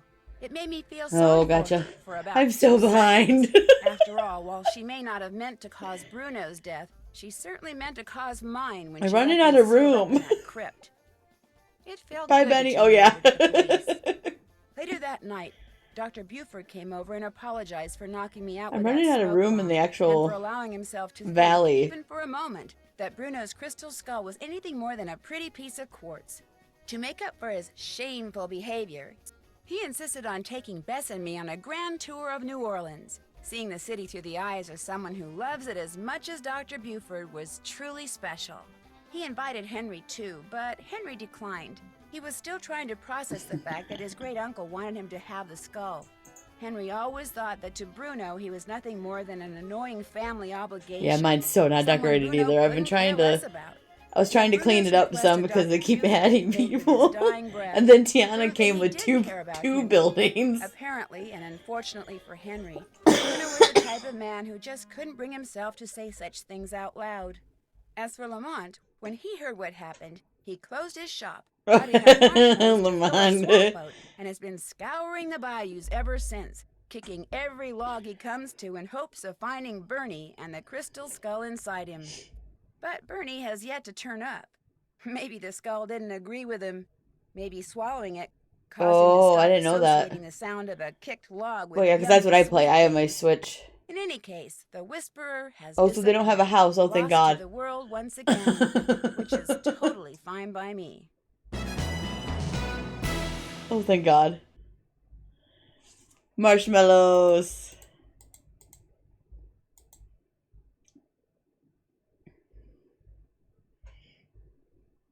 Talk about a detective's dream come true. The Italian police called me personally and requested that I travel to Italy and help them stake out a suspected thief in Venice. Unfortunately, what started out as a simple assignment in a city filled with canals, gondolas, and romance quickly morphed into a full-fledged undercover operation, and I soon found myself trapped in a maze of lies, disguises, and danger. Help me find my way out by joining me in my next adventure, Phantom of Venice.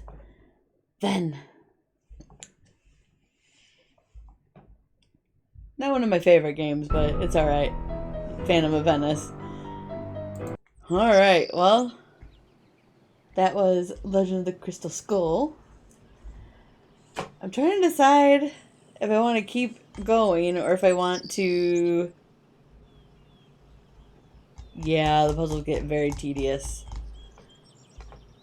If I want to keep going or if I want to take a, like, stop for a little bit and come back, like, later this evening and play Scopa. I love Scopa.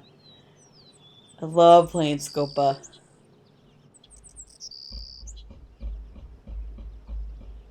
Love playing Scopa. What do I want to do?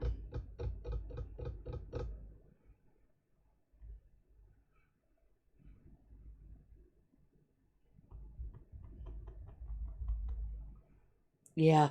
I actually bought, we actually bought Scopa, like, in real life, Scopa cards, like, hold on. I show you.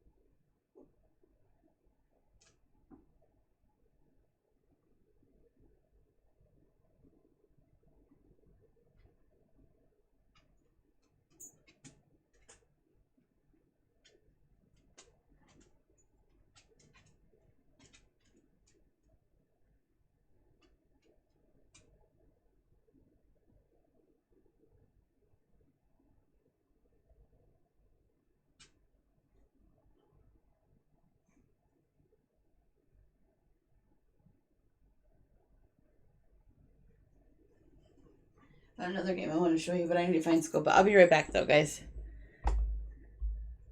Give me 1 second.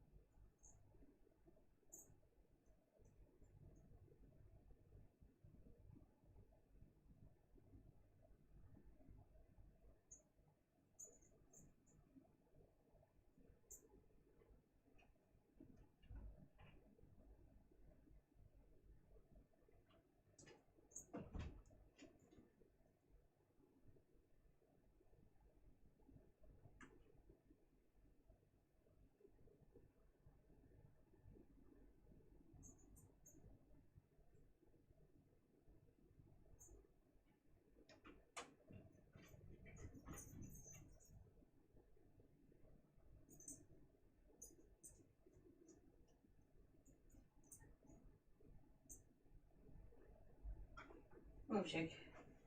Nobody. Honey, we didn't get rid of Scopa, did we?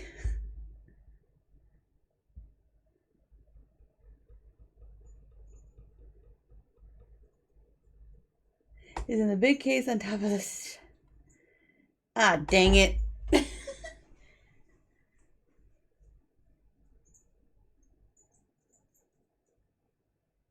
I'm probably not getting that.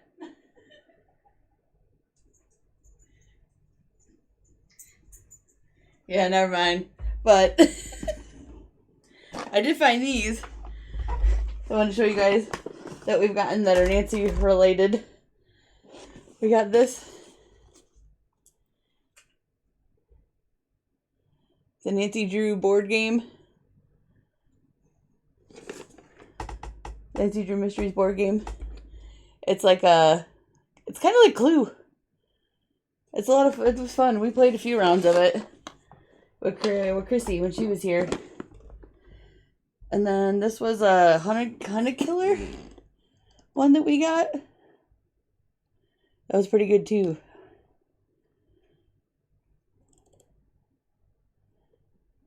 That we played through. Set those there for now. Oh, you're fine, honey. Okay. Hold on one sec.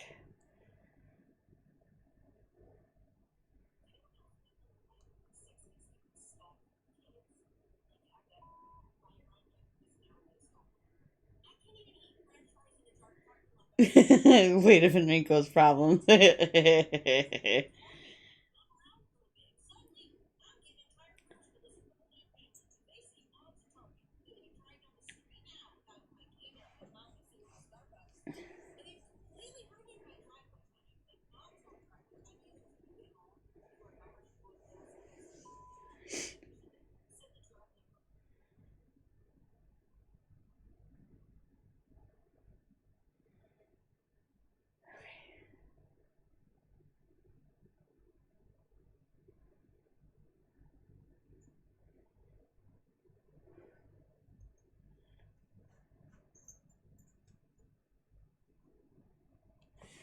Okay.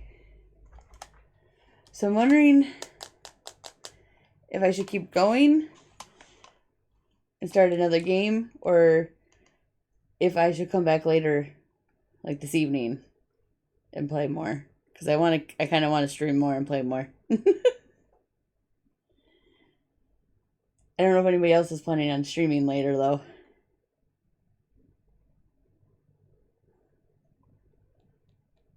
Do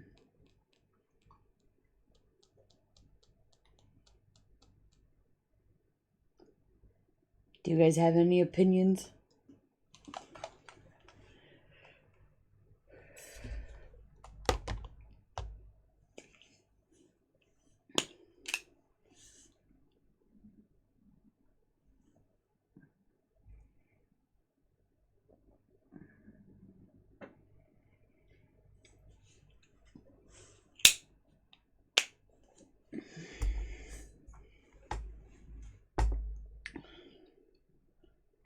We're gonna quit the game for now. I wonder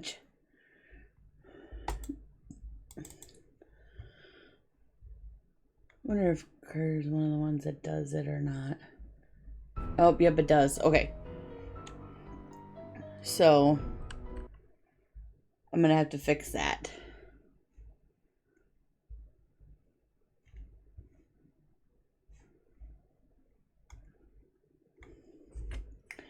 I'm not sure. I was asking everybody's opinion. Because part of me wants to keep going, but part of me could also take a break and then come back later. I do want to play the Curse of Blackmore Manor.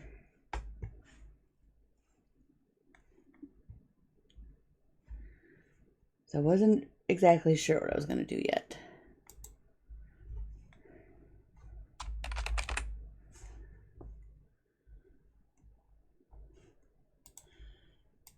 I also gotta remember how to do that thing that Cam showed me with games.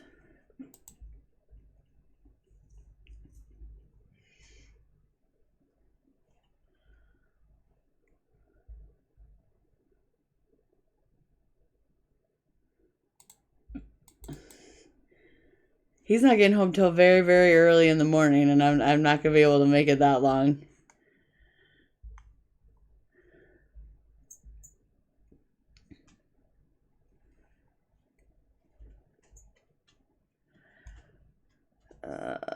Curse of Blackmore Manor. Okay, so we did it with for Shadow Ranch.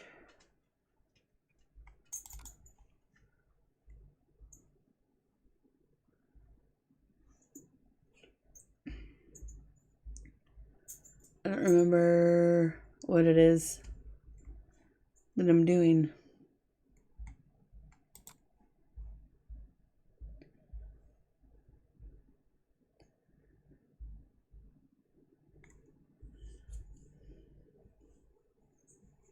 Yeah, I'm definitely not gonna make it that late. I'm gonna be sleeping. But I might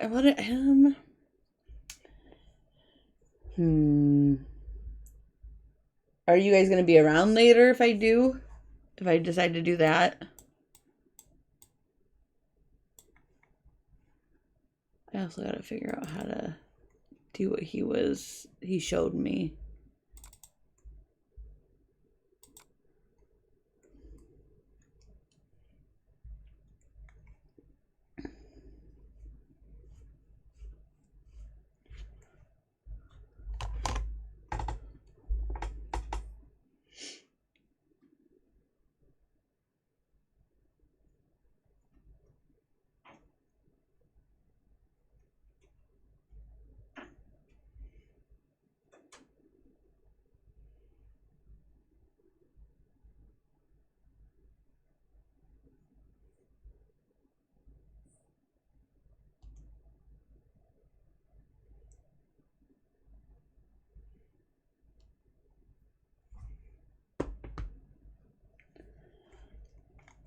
Okay, maybe that's what I'll do. I will take a break for now, and then I'll come back probably in a couple hours. I'm gonna take a break and walk. I gotta walk the dogs and stuff.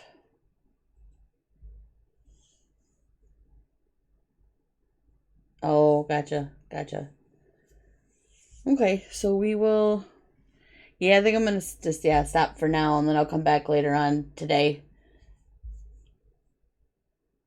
and play play Curse of Blackmore Manor, or some of it at least.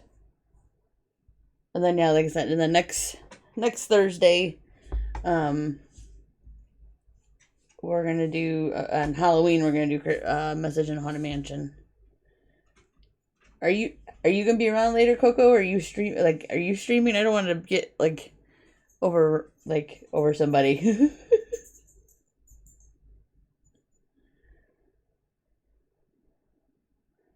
Oh. Willow.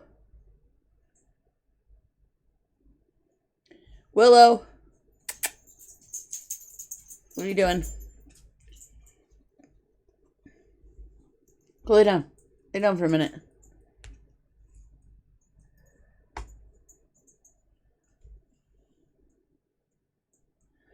Okay.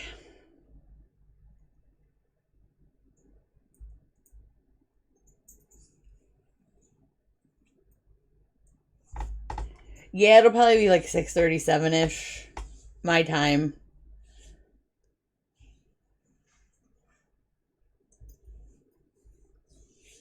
What are you playing?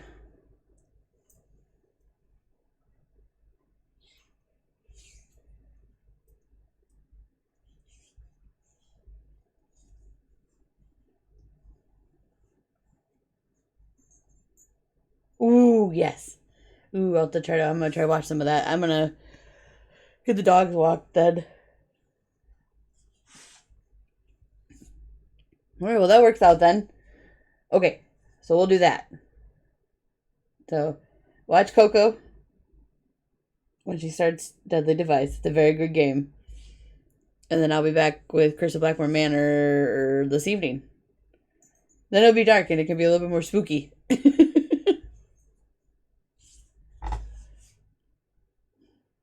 Alright, guys.